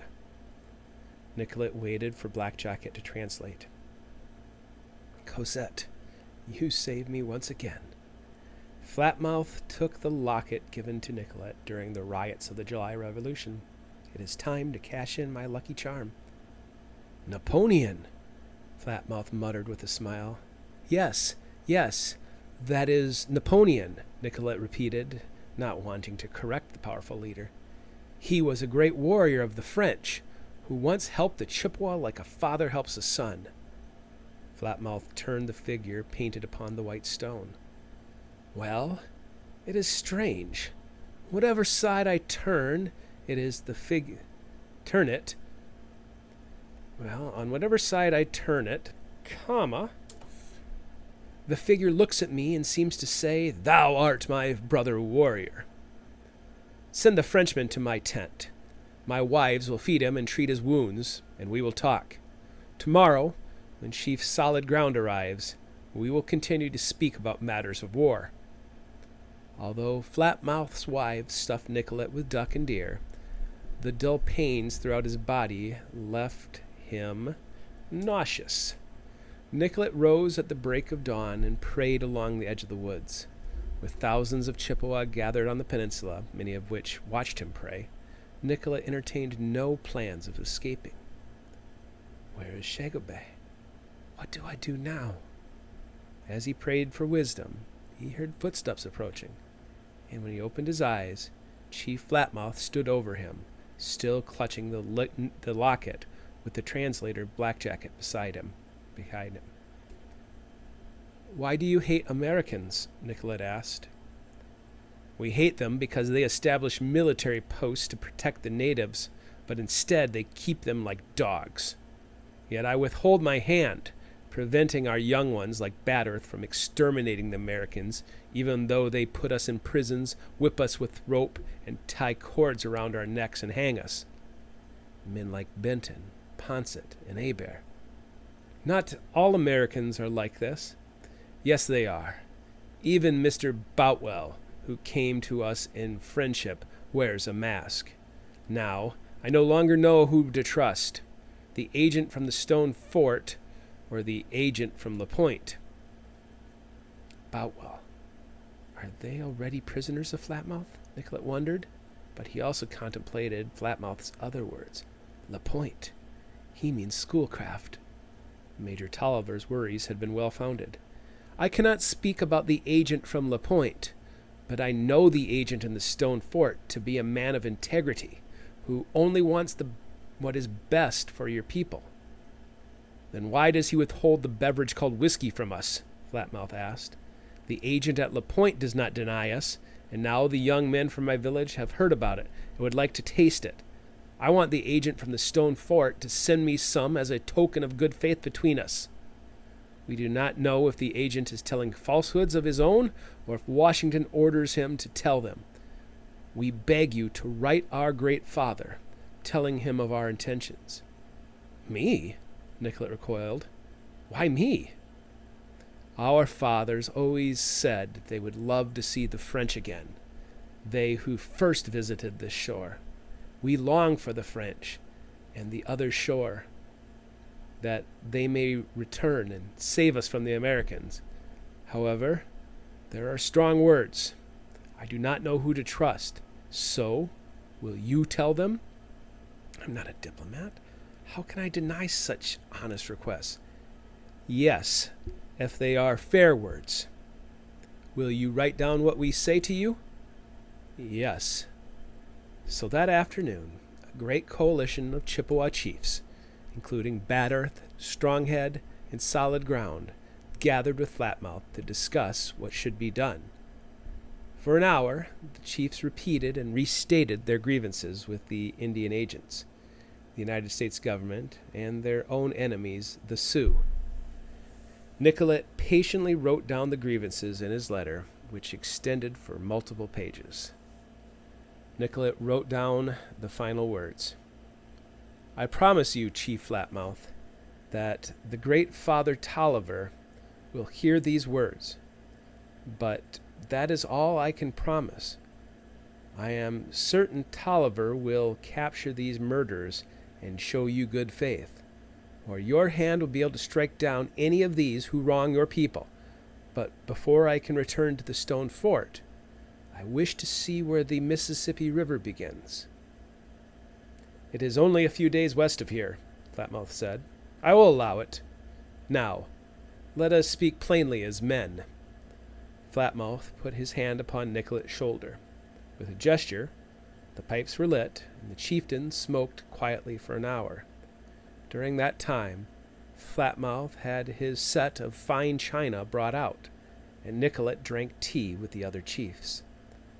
At the end of the session, a weary and worn Shagabay was marched to the edge of the camp. Nicollet rose and rushed over to the prisoner, throwing his arms around him in a hug, and then gently touching his battered cheek.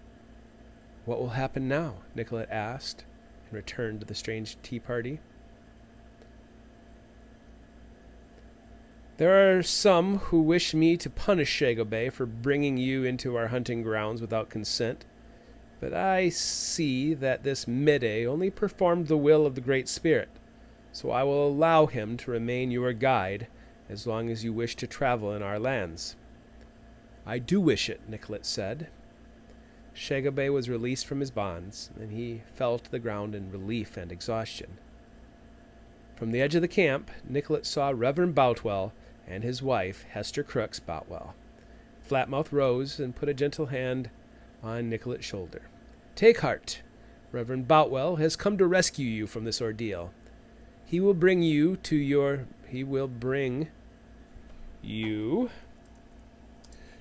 worried American friends so that you can continue your journey and then bring our letter to the great Father Tolliver.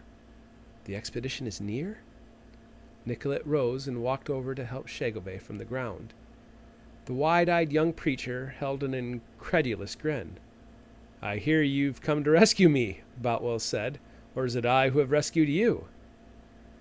"It has been a challenging few days. Blackjacket tells me you wish to still see... Put that... You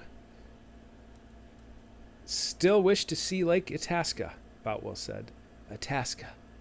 Yes, I am a map maker who hitched a ride with Tolliver's men. Things were going smoothly until I met the pillagers." "Are the Sioux really preparing for war?" Mrs. Boutwell asked. "Tensions at Fort Snelling are high," Nicollet admitted, "but Flatmouth has given me a list of conditions that could lead to peace." "You?" Boutwell scoffed. "George Fanshawe said your reputation as a scientist is tarnished. So what gives you any authority as a diplomat?" "Fanshawe. Chief Flatmouth wishes it due to his mistrust of the white men he's met," Nicollet said with enough sarcasm to rankle Boutwell even further. "How do you know Fanshawe?" "I accompanied Henry Schoolcraft to the headwaters in 1832, but for some reason the government felt the need to send Fanshawe to verify Lake Itasca hadn't moved. What a Frenchman means to accomplish is a bit suspicious. Perhaps I should look over Flatmouth's terms." "No. You and your wife can hear them when I return to Fort Snelling. But now, the watershed waits for a true scientist. And give Major Tolliver my regards."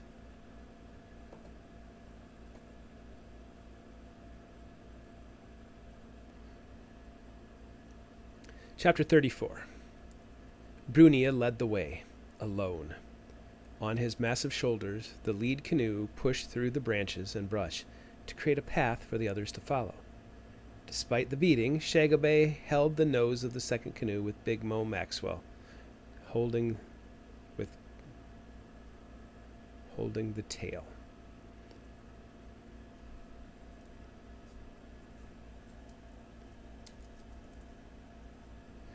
Maxwell might be a thief, but at least he can spare Nicollet the burden of portaging, Brunia decided. Trailing behind the path forged by Brunia, the canoes of the two soldiers, Colton and Tiope, floated through the air above the stony ground. Still too many spies.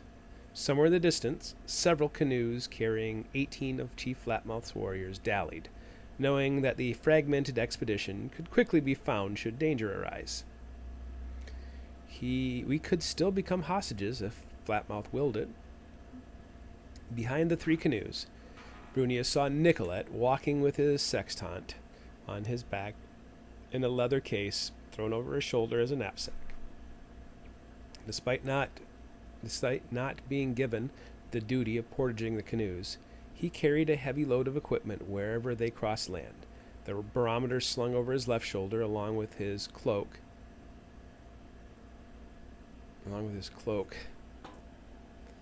that helped protect his other piece of important equipment. Under his arm, he carried his portfolio of astronomical and meteorological notes, while holding a basket that contained his thermometer, chronometer, pocket compass, artificial horizon, tape line, and other small devices. On his right side, a spyglass, powder flask, and shot bag. In his hand, an umbrella, despite the fact that the rain had held off for much of the morning. Mile after mile, Nicollet lugged his portable laboratory with him, relentlessly working through any break to get his measurements and record them in his notes. He still plays the part of scientist, but I wonder what he saw at Lake Manitou. "Do you see that rise in the distance?" Nicollet called out. "That is our watershed." "What do you say, Shagobay?" Brunia asked of the trailing canoe. "No, the Mississippi comes in from the north of the lake." "Schoolcraft's lake?" Colton asked from the third spot. "Yes, Corporal Colton," Nicollet said. "Schoolcraft's lake is just on the other side of the hill. Math does not lie. Schoolcraft, the villain who sabotages everything. Despite never having met him, Brunia almost despised him as much as Major Tolliver did. Nicollet said, "If the true headwaters are south of the lake, I must stay here for a while and collect measurements. Brunia, I'll catch up to you at the top of the hill." "The little fellow is wearing out, I fear. I have kept a steady pace since leaving Leech Lake." "Don't get your hide lost in these woods," Maxwell muttered behind Brunia. "How could I get lost? I am a map maker," Nicollet said in jest, and loudly set down his haul of equipment. Big Mo remained sore at Nicollet for giving their coffee to Flatmouth when they returned with Captain Lyons. Brunia had secretly tracked them all the way to Flatmouth's camp at Onigum, and then he returned to guide the Americans back to Leech Lake. Once Nicollet was found, Reverend Boutwell and his wife Hester returned with Captain Lyons and Faribault to Fort Snelling, along with little Nana Conan at Shagobey's insistence. Brunia, Maxwell, Tyope, Shagobey, and Colton were allowed to continue to the mouth of the Mississippi with Nicollet. After reaching the rise, Brunia set down his canoe and waited for the scientists to catch up. 20 minutes after setting down the canoe, clanking resumed in the woods to the south. A few minutes later, Nicollet returned with the equipment.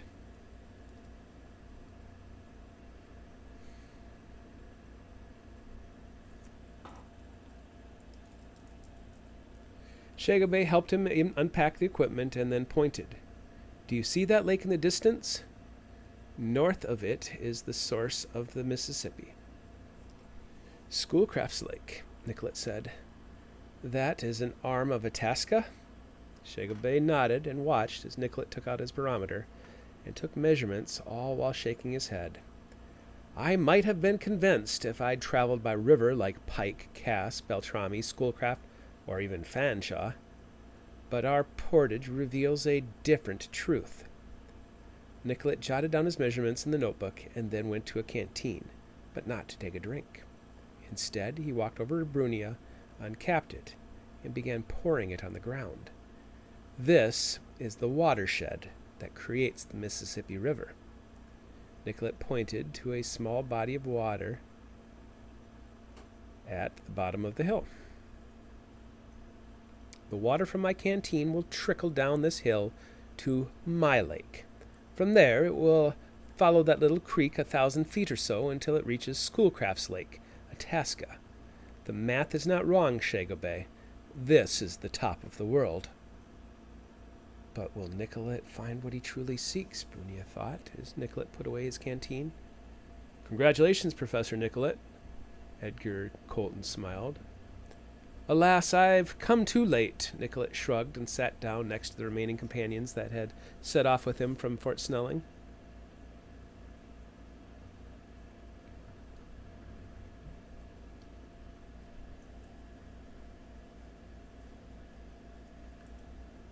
"Do you see that slight rise to the west of my little lake, Edgar?" The sharpshooter focused his eyes and nodded. "That is Hartuz des Terres. From that little rise, 2 of North America's most important waterways are formed. To the north and west, the little creeks form the Red River, which flows thousands of miles north until it empties into Hudson Bay. Below us, the Mississippi River begins, flowing thousands of miles until it empties into the Gulf of Mexico. It is all downhill from here, gentlemen." "The top of the world," Brunia reflected. The mountains of Montana felt so much higher. After a meal of roast venison, the men watched the glowing coals with a sense of contentment. Maxwell, whose belly was sour, retired to his tent first. Half an hour after they ate, Nicollet changed the subject and spoke openly to the midday Shagobey. "Tell me, Shagobey, what does the word Itasca mean?" "Itasca? There's no such word for the Anishinaabe. Perhaps it is Sioux?" Tyope looked up from the fire, whose light gave his crushed face even more sinister shadows. "It is not a Sioux word." "Really? Brunia, do you know it?" Nicollet asked.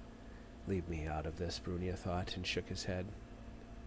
Nicollet nodded and said, Then I really have to make a visit to Madeline Island to discover the meaning from Schoolcraft himself. Life has given me too much cause to not meet him. The next morning, the men finished portaging the 3 canoes down the hill to Lake Itasca. Their canoes glided silently across the surface. Okay.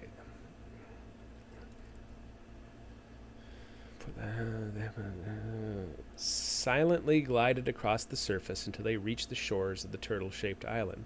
There, after Nicollet took careful measurement with his tools, they explored it a few minutes. Then Shagobay cried out from the center of the island, drawing all of the men to his cries. "Look!" he pointed. Nicollet knelt and studied the sight, and after a moment turned to his guides behind him. "What is the meaning of this?" "See?" Tiope laughed at the midday. "Your people will never find it." As Tiope walked away, Brunia found himself staring at 7 white buffalo skulls. Nicollet asked, "What does this mean?" Shagobay scowled. "It means Tiope is probably right." "Why? Explain this for me." "The Weejigan clan left these here generations ago to tell those who followed that this is not the location of Turtle Island or Spirit Lake. The Chippewas seek Turtle Island, and the Sioux once guarded their Spirit Lake. No wonder war lingers in the air." "Who are the Weejigan?" Nicollet asked Shagobay while Tiope waited by the canoes. "They were the Skull Clan, keepers of the ancient truths about the 7 fires." Shagobay sighed and began to walk away. But then he stopped and turned to explain. Chief Black Horse of the Sioux, despite losing the war for the Great Forest, returned and killed all the Weejigan, who took the secrets about Turtle Island to their graves. "Unless you belong to the Weejigan clan," Bruni decided. This strange heretic poisons Nicollet's mind. Shagobay walked away, as did Colton, leaving Nicollet and Brunia to ponder the truths about the buffalo skulls. Nicollet looked around to make sure all the members of his party were accounted for. "So, Antoine," Nicollet spoke softly to him, "it appears Sir William was correct about me wasting my time with the Mississippi. What should I do?" "Brunia. Here I am Brunia, the Métis. In St. Louis, I am Anton Clement."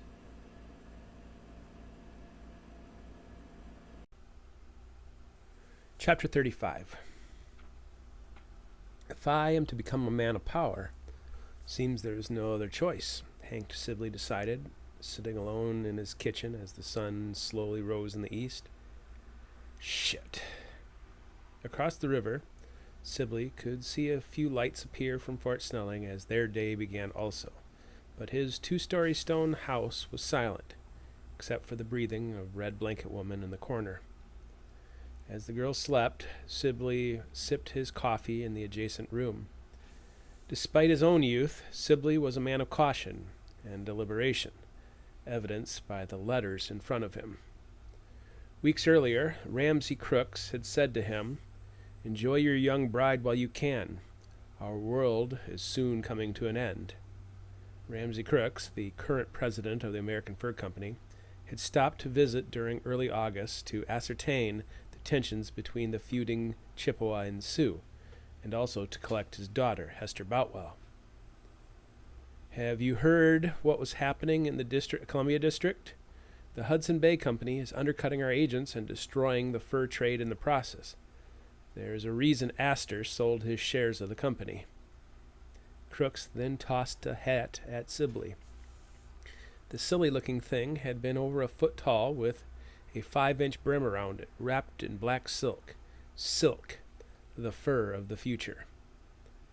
"It doesn't matter if you are one of the best managing agents in the company," Crooks had explained while smoking his pipe. "In 5-10 years, the industry will collapse, leaving you with nothing but an aging squaw. I have taken her as a wife as a sign of good faith. It was the only way to avoid a war." What would a war really matter? Crooks had cynically asked. There would simply be fewer savages for us to deal with afterwards. Think of your future, Hank. Stop being the loyal agent and start thinking for yourself. Then, Crooks had handed him an unexpected letter. Reading it again, Sibley almost jumped when Red Blanket Woman walked past him to the door, carrying her chamber pot.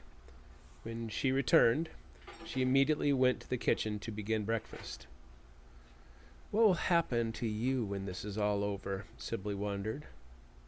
The actions of a single murderous Sioux threatened to bring an end to his world much faster than Ramsey Crooks had even anticipated. Red Blanket Woman filled his cup with hot water, her face emotionless in the process. She doesn't want you, fool. The only reason she is here is because there was no other choice.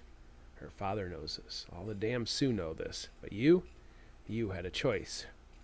Shortly after breakfast, the knock on the door finally came. Good morning, Mr. Sibley. I hope I didn't come too early, Captain Lyons said.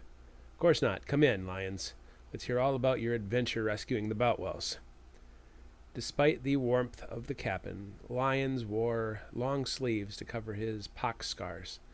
The only exposed skin was his hands and the flesh around his eyes. Red Blanket Woman brought him some slightly burnt biscuits, which Sibley shrugged off. It took half an hour before the cautious officer finally relaxed enough to provide information without coaxing. You should have seen Nicollet at Onigum when we found him. He had all of those Chippewa chiefs under his spell. Even after I arrived with the authority of the United States government and the American Fur Company, those chiefs still deferred to Nicollet. I think all of those measurements and studies are a masquerade. Think about it. What if he was an agent for the Hudson Bay Company or the British Empire? Who would suspect a Frenchman of such things? You moron. You will only be a servant and never a puppet master. Is Reverend Boutwell still up at Fort Snelling? He is. Mrs. Boutwell wants to go home to Madeline Island, but the Reverend is convinced war will begin any day, so he insists on staying over the winter. Tell me more why Boutwell was suspicious of Nicollet, Sibley said. Apparently, Nicollet was with the chiefs for quite a while after coming to Onigum. The mapmaker quickly turned into a diplomat. Boutwell worried why such a man would come on his own volition to the region. Tell me about Nicollet's studies. What was his routine? The man would stay up late into the night, using his instruments to measure the stars. He was constantly scribbling things down in his notebook. Once we met the Shago Bay fellow, he claimed God had given back everything that was taken away. What had he taken away? What had been taken away? The canoe of supplies that was stolen contained a lot of personal items for Mr. Nicollet. He had a collection of old maps and books in his little green chest of his. In those first few days, he was constantly comparing his measurements to these maps. If I was to guess, he was looking for something found on those maps. Son of a bitch. The puppet masters back east, Astor, Delhut, and his father, worried about Nicollet, but Sibley did not yet understand their reasons. He knew if he gave them the right answers, he would gain their trust. Could they be maps of Chippewa tribes? Possibly. He only had them for a short time, but he did show the Midday the chest. So, do you see my worry? Could be that Could that be what they worry about? Is Nicollet a warmonger sent to stir things up with the Chippewa? Tell me how you managed to lose Nicollet. It was that medicine man. He kept insisting that he had something of value to show Nicollet. Instead of following the Crow Wing River due north, he took us to some lake. Do you remember the name of this lake or where it was located? Honestly, Mr. Sibley, we visited so many lakes and rivers that they all seem to blur together. I could probably find the general area, but even Shago Bay had struggled to find it, and he knew where the lake was found. Besides, the pillagers almost killed Nicollet and Shago Bay for visiting this place.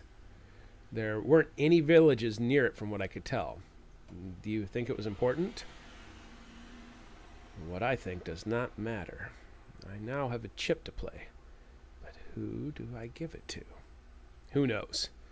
How many days was he unaccounted for? Just a handful. The boy led us and found us and told us what happened. So I decided to go to Leech Lake via the Mississippi River instead of the Crow Wing. By the time we did find him, Chief Flatmouth arranged an escort to take him to the source of the Mississippi all on his own. I had rescued Reverend Boutwell and his precious wife, so we parted ways. It was a good thing I was thorough then, Sibley decided. This letter came to me, but it was meant for you. Lyons tore it open right in front of Sibley. The act of a simpleton. Moments later, Lyons shrugged. Shoulders dropped. Lyons. Shoulders dropped. Bad news? Sibley asked. I am to be stationed at Fort Pierre Chateau on the Missouri River. Congratulations, Sibley said, shaking his hand. The puppet masters moved their pieces on the chessboard. A few days later, Sibley's contingency plan fell apart when Old Betts brought Big Mo Maxwell across the Mississippi without Nicollet. What is the meaning of this? Sibley asked. I hired you to stay in that man's back pocket. What has happened? Mr. Nicollet is safe. He and his entire coalition of Chippewa chiefs are gathered just north of Fort Snelling to talk peace with Tolliver. Tiope and Faribault are up at the fort right now, letting Tolliver know. I've come to get what's mine and a little more. You'll get exactly the amount agreed upon. I'm not a greedy man, but I just want some good whiskey and a young squaw to warm my bed like you have. I think I know what Mr. Nicollet is doing, and it isn't about making his map. I pretend to be sleeping, you see. I even groan and mumble in my sleep to fool him. But I hear things. I remember things. Things that cost money. From the distance, Sibley heard a horn and then a bell. So he stepped right past Maxwell and stood along with half a dozen traders at Mendota, who all nervously looked to see the cause.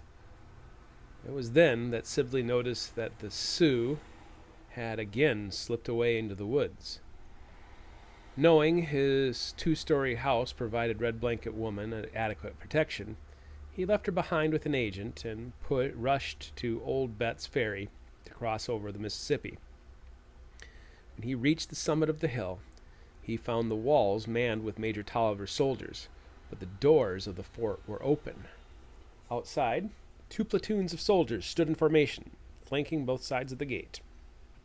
Major Tolliver and other officers stood beneath a large American flag as they looked to the woods north of the fort.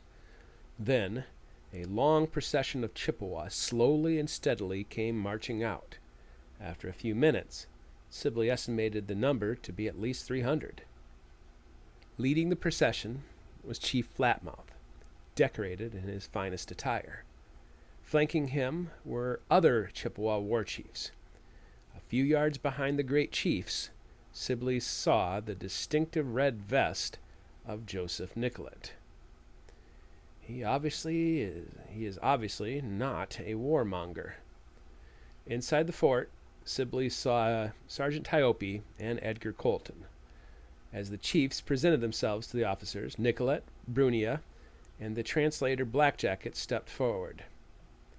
Chief Flatmouth of the Leech Lake Chippewa has come to speak to his American father about peace, Blackjacket began. Flatmouth says it is Providence that has guided Joseph Nicollet to his shores. Because of him, we will sit down and light a great fire, so that we might discuss our grievances. You are welcome to stay at Fort Snelling, Major Tolliver graciously offered. Your men may stay on the north banks of the St. Peter, as the Sioux will stay on the south banks of the St. Peter. I thank you for bringing Professor Nicollet back to us and watching over him on the journey. Come. As soon as the translation completed, the formal procession ended, and the Chippewa mass returned to the woods. And the Chippewa entourage? turned to the woods. Knowing there would be grievances from the chiefs about their treatment by agents such as Maxwell, Sibley followed the throng into the fort. Elizabeth Tolliver threw her arms around Joseph Nicollet and had the audacity to even kiss him, which caused all the men to laugh. A 10-year-old Chippewa boy stopped Nicollet in his tracks. Tiope and Colton stood at a distance, watching the encounter. Nicollet knelt and threw his arms around the boy, embracing him as if his own son. Sibley could not hear what they were saying, but he could clearly see the boy extend a small metal canister. Nicollet studied it for a moment and then hugged the boy again before whispering something to the giant Métis, Brunia, who walked off with the boy as if a second son. As the assembly broke apart, Sibley discreetly walked up to Edgar Colton.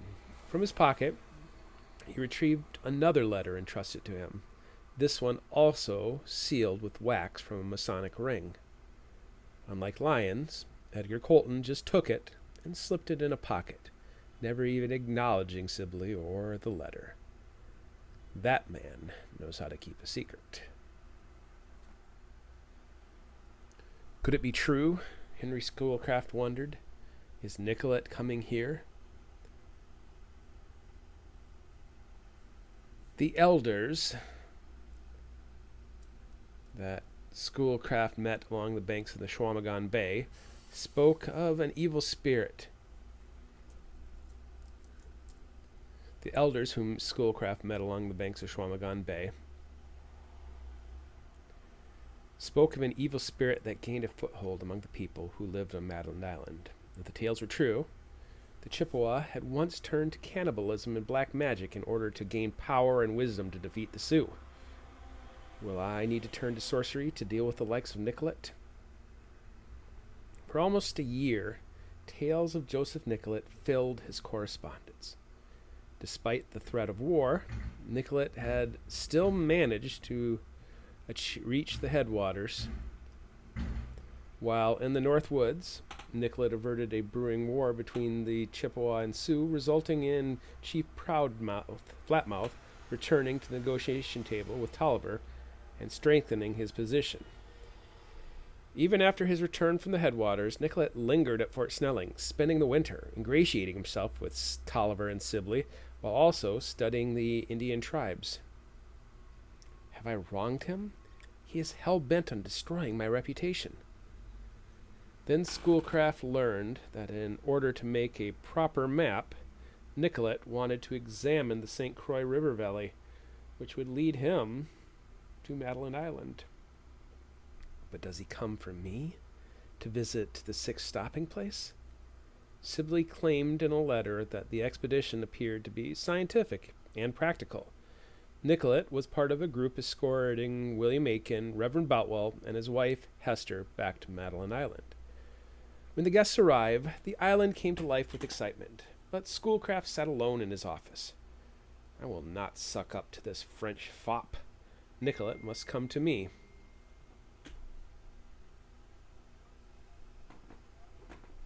Which he did on the third day of his stay. Ah, the great diplomat, welcome to Madeline Island, Henry Schoolcraft said gregariously, even though he was sick to his stomach. His handshake seemed intent on crushing Nicollet's hand into pieces, and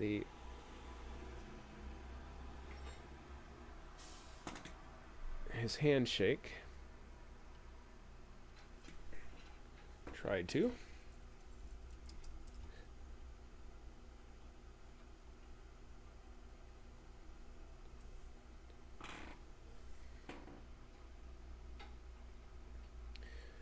And the welcoming slap on the back was strong enough to dislodge a bone from a choking man's throat.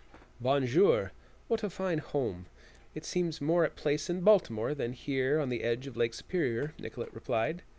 After small talk about the weather and Nicollet's week-long journey from Fort Snelling, the two men sat drinking wine. I somehow imagined you to be a man in his 20s, Schoolcraft said after being with Nicollet for a while. That was redundant. Unless I'm mistaken, you might even be a few years older than me. How old are you, Nicollet?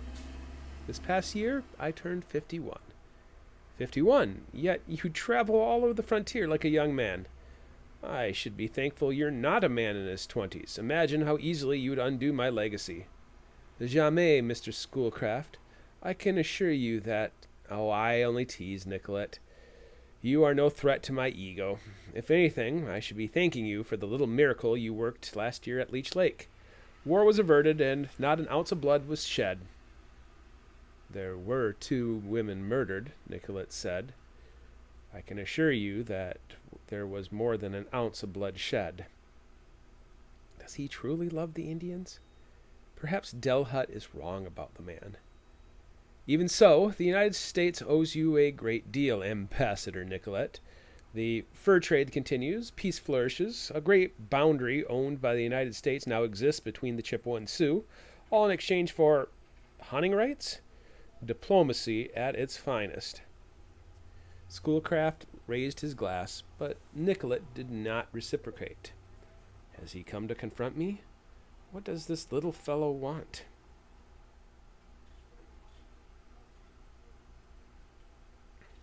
Now that war is averted, I hear you will be returning to Washington along with Major Tolliver to present this treaty. Does this mean the esteemed Nicollet will turn from map-making to become a diplomat? I've actually been given thought to writing about the customs of the Chippewa. Bastard. What have I ever done to wrong this man? First he challenges my work in mapping the headwaters, and now he challenges my efforts to study the Indian? He does not seek the philosopher's stone. He means to ruin my good name. My wife is part Chippewa and a writer. I have also given thought to writing about the Chippewa. You have. I met Jane yesterday, and she's clearly the best of both the Irish and Chippewa people. You are blessed to have such a literate wife. Life is short, Professor Nicollet. Perhaps you should stick to matters that suit your ability. What is the line from Macbeth? I have no spur to prick the sides of my intent, but only vaulting ambition. Nicollet meekly shrugged. Big results require big ambitions. Didn't the psalmist write, "Delight yourself in the Lord, and he will give you the desires of your heart." I trust that God will not torment me with dreams that cannot be attained. Schoolcraft seethed, but masked it with a swig of his wine. I was told you were robbed during your expedition. Dieu merci. None of my equipment was in the canoe, nor were any of my scientific journals. Mostly, I lost personal items and luxuries, which of course greatly saddened me, but had little impact on my true purpose. Your true purpose? Schoolcraft repeated. He's come to understand something. If it deals with the Drummond map, I must discover his purpose. So did you produce a superior map using your sextant and barometer? I believe it will be quite satisfactory, but it will take some time to calculate the nearly 2,000 astronomical and barometric observations I've made. I would hate to repeat the glaring errors done in the past. Modern cartography will be more than just ink sketches on paper. While I was in St. Louis, I read your book, Narrative of an Expedition through the Upper Mississippi to Itasca Lake. What of it? Schoolcraft snapped. I'd regret traveling this far without taking time to ask you about it. I have spent considerable time with guides who were both Chippewa and Sioux, and none of them claimed the word Itasca. My little riddle. Nor should they. The word is a play on words, an invention of mine. An invention. Yes, did you find the lake at the headwaters of the Mississippi, which I dubbed Itasca? I did. I explored the entire area to understand the elevation of the watershed. I actually found a smaller creek feeding the lake, the truest source of the Mississippi River, higher than the lake itself. Did you? Schoolcraft asked, pushing his ego aside. Find out his intentions. Learn what he has discovered. Did you visit the island? Yes, we visited the island. Then you must have seen the skulls. Do you know the history of this island? Madeline Island? A bit. Part of the reason I came is because of the fascinating tale of the Seven Fires. So, what do you think? Is my island on Lake Itasca the legendary Turtle Island and the seventh stopping place? If I were to guess, I'd say that honor belongs to the Stone Island of Mille Lacs. Or one of my Sioux guides said that it was sacred to them and was also the location of a key battle more than 80 years ago. Although, I've also heard of an island near the westernmost tributary of Lake Superior. When I return, I hope time allows me the opportunity to map it also. He didn't find anything either. If Delhut is correct, Nicollet saw the Drummond map and went to the same places we've been. Even now, he is making plans to visit other divides. Curious. You'd like to understand the mystery of Itasca. To the layman, Itasca is as foreign as Minech Wakinchante or Wakinya Oye, but to others, it is a multi-layered pun. A pun? I'm surprised he didn't crack my code. My original map was labeled with the Latin words Veritas Caput. The truth about the head, Nicollet translated. You made a reference to the headwaters of the Mississippi. A pun has two meanings, Professor Nicollet. Clearly, he is not an agent of the periphery. Did he just come out of mere curiosity as Humboldt's apprentice? The truth about the head, Schoolcraft repeated, shortened to Itas and Ka. Henry Schoolcraft raised his glass and saluted Nicollet. So now you know the truth about the head. Once he finished his drink, he pressed for more information. So what are your plans for the future? As you've heard, I will accompany Major Tolliver back to Washington to present the treaty to President Van Buren. You'll find Washington much different than when you left it. Yes, political change is so very democratic in this land. With my success in mapping the Mississippi and St. Croix, I hope I can show Colonel Hebert that my techniques are far superior to those of George Fanshawe. Do you know Fanshawe? Schoolcraft asked. Only in passing, Nicollet said with a wry smile. I've heard he has gone to oversee the theft of Cherokee lands, which means Colonel Hebert needs a new scientist. Nicollet means to return. Clearly, he did not find anything at the headwaters. Be careful of these politicians. Their zeal for manifest destiny robs them of their senses. Either he is innocent or he is being coy. If that is the case, he means to explore other rivers to find Fort LeHillier, the Riviere Morte, the Undine. I wish you the best of luck in acquiring these funds, as well as luck in your future expeditions. Where will you go? Nicollet sighed dramatically. If I do manage to find funding, I think it is only proper to map the St. Peter River. Into Sioux territory? Schoolcraft clarified, reaching for the wine bottle. Then I drink to your health. A man his age will never survive, and then I will be rid of this thorn in my side.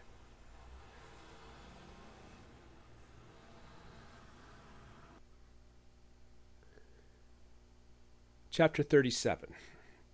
Nicollet left Madeline Island the next day, with Lieutenant Colton escorting him back to Fort Snelling. The two of them had to portage a small birch-bark canoe 25 miles through field and forest until they reached Lake Namakegon, from which issued the Namakegon River, which would bring them back to the Mississippi River and Fort Snelling. Although the two portaged the canoe above their head, Nicollet thought of Lake Manitou. Shagobay had insisted they travel far off course to reach the source of the Mississippi in order for him to see something special. I must find an excuse to return to Lake Manitou, but at a time when men like Schoolcraft and Sibley are not watching me so closely. Yet all he had from his expedition were 2 tins of copper vitriol, while copper was an important clue. None of the other clues from LeSueur, Lahawtan, or the Alchemist's map seemed to fit.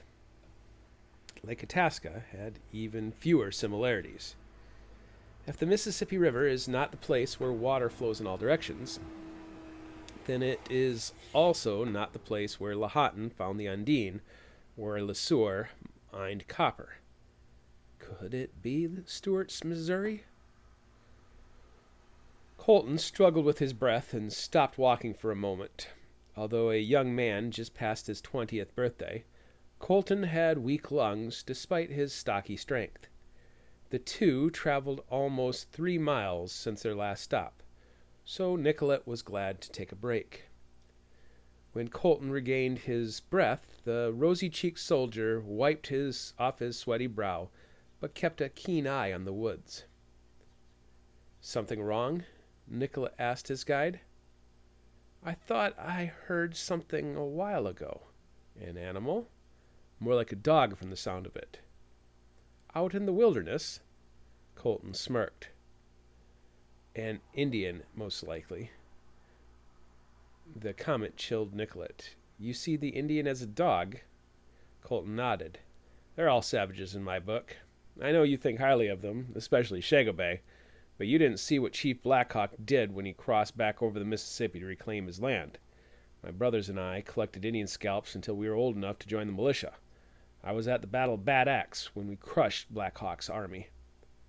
"You should be proud." "I am," Colton snapped, and then huffed loudly. "We've rested long enough. Lake Namakegon is just a few more miles. I want to get there before dusk." Colton returned to the bow of the canoe and lifted it above his head, allowing Nicollet to slip under and raise the stern. Unlike portaging with other men in the expedition, portaging with Colton meant a balanced load, since the stocky Wisconsinite had only an inch on him. There were several western tributaries along the Mississippi River. The St. Peter is the most obvious. The St. Peter is the most obvious based on Lahawtan's description of the Long River, but the Des Moines also has a headwater in Dakota Territory. And the smaller tributaries? Could it be one of them? The slope of the forest floor grew steep, and after the trail wound to the right, the wall of woods suddenly opened to reveal a large lake. "Is that it?" Nicollet asked. "Yes, but we need to keep going." So Nicollet took a deep breath and forced his legs a little further. Without notice, Lieutenant Colton tossed the nose of the canoe off his shoulders, toppling Nicollet onto the ground and under the full weight of the canoe. When Nicollet gained his senses, he rolled the canoe off of him, only to see Colton pointing a pistol at him. "What is the meaning of this?" Nicollet asked, but in his heart he understood why Schoolcraft had been so cordial.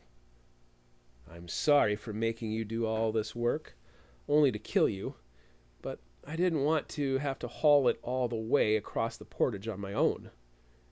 "Kill me? Is he serious?" "Could you step away from the canoe? I don't want to have to explain any traces of blood when I get back to Fort Snelling." "Oh, dear Lord, this is how I'll die." "Major Tolliver is expecting me by the end of the week. He's waiting for me to join the delegation leaving for Washington." "And I have a letter telling him you've left for Washington on a boat going through the Great Lakes," Colton said as he patted his chest pocket. "Now, step away from the canoe." Before Nicollet could force his quivering legs into action, a thunderous rifle blast filled the air. An explosion of blood and gore burst from Colton's chest, followed by spurts of blood that sprayed several feet from where he stood. Before Colton even fell to the ground, a streak appeared from the edge of the trees. Nicollet's wide eyes could only focus on the raised hatchet that came crashing down on Colton's rosy face, smashing it into pulp with several strong strokes. When the attacker's face turned, Nicollet looked into the dead gray eye and scarred face of Tiope. Colton passed out from the terror. Moments later, Tiope stood in front of him, offering a hand. "I've followed you since the day you left Fort Snelling. I was told to keep you safe, but I didn't think Colton would be the one to try to take your life." "Neither did I," Nicollet said, and took Tiope's outstretched hand. When Nicollet rose to his feet, Tiope marched over to Colton's corpse, using his foot to roll him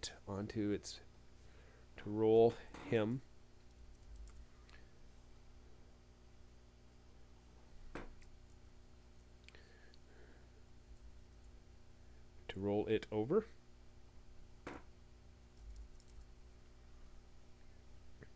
He pulled back the jacket and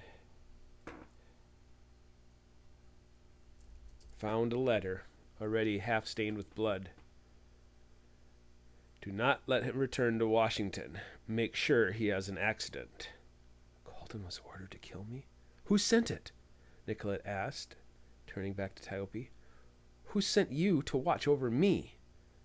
"Professor, we need to hide his body and never speak to anyone of what happened here. Edgar Colton abandoned you, and I happened to find you on my way up to Madeline Island." Tiope took hold of Colton by the boots and began to pull him off the trail. Nicollet followed after. "Were you sent by Major Tolliver? Is that why you followed me?" Tiope kept dragging the limp body until he neared the shore, where the waters of Lake Namakegang revealed a shore of rock and boulders. The Indian scout began to roll away stones to create a cavity. "You're a spy, aren't you?" Nicollet asked, astonished at how his traveling companion had kept such a low profile. "Was it the priest who told you to watch over me?" Nicollet asked. "Faribault is his man," Tiope continued, and Nicollet joined him in moving the stones out of the way. After they pulled Colton's body into the shallow cavity and covered it with rocks and stones, Tiope finally answered. "I find it hard to believe that you are Wishwe, the one who comes from the stars to battle No Soul. But Chief Wahanaten believes it to be so, and I will lay down my life so that you may fulfill your destiny." "Chief Wahanaten," Nicollet repeated, remembering DeSmith's challenge to find the elusive Sioux chief. "Then I have a few questions for you.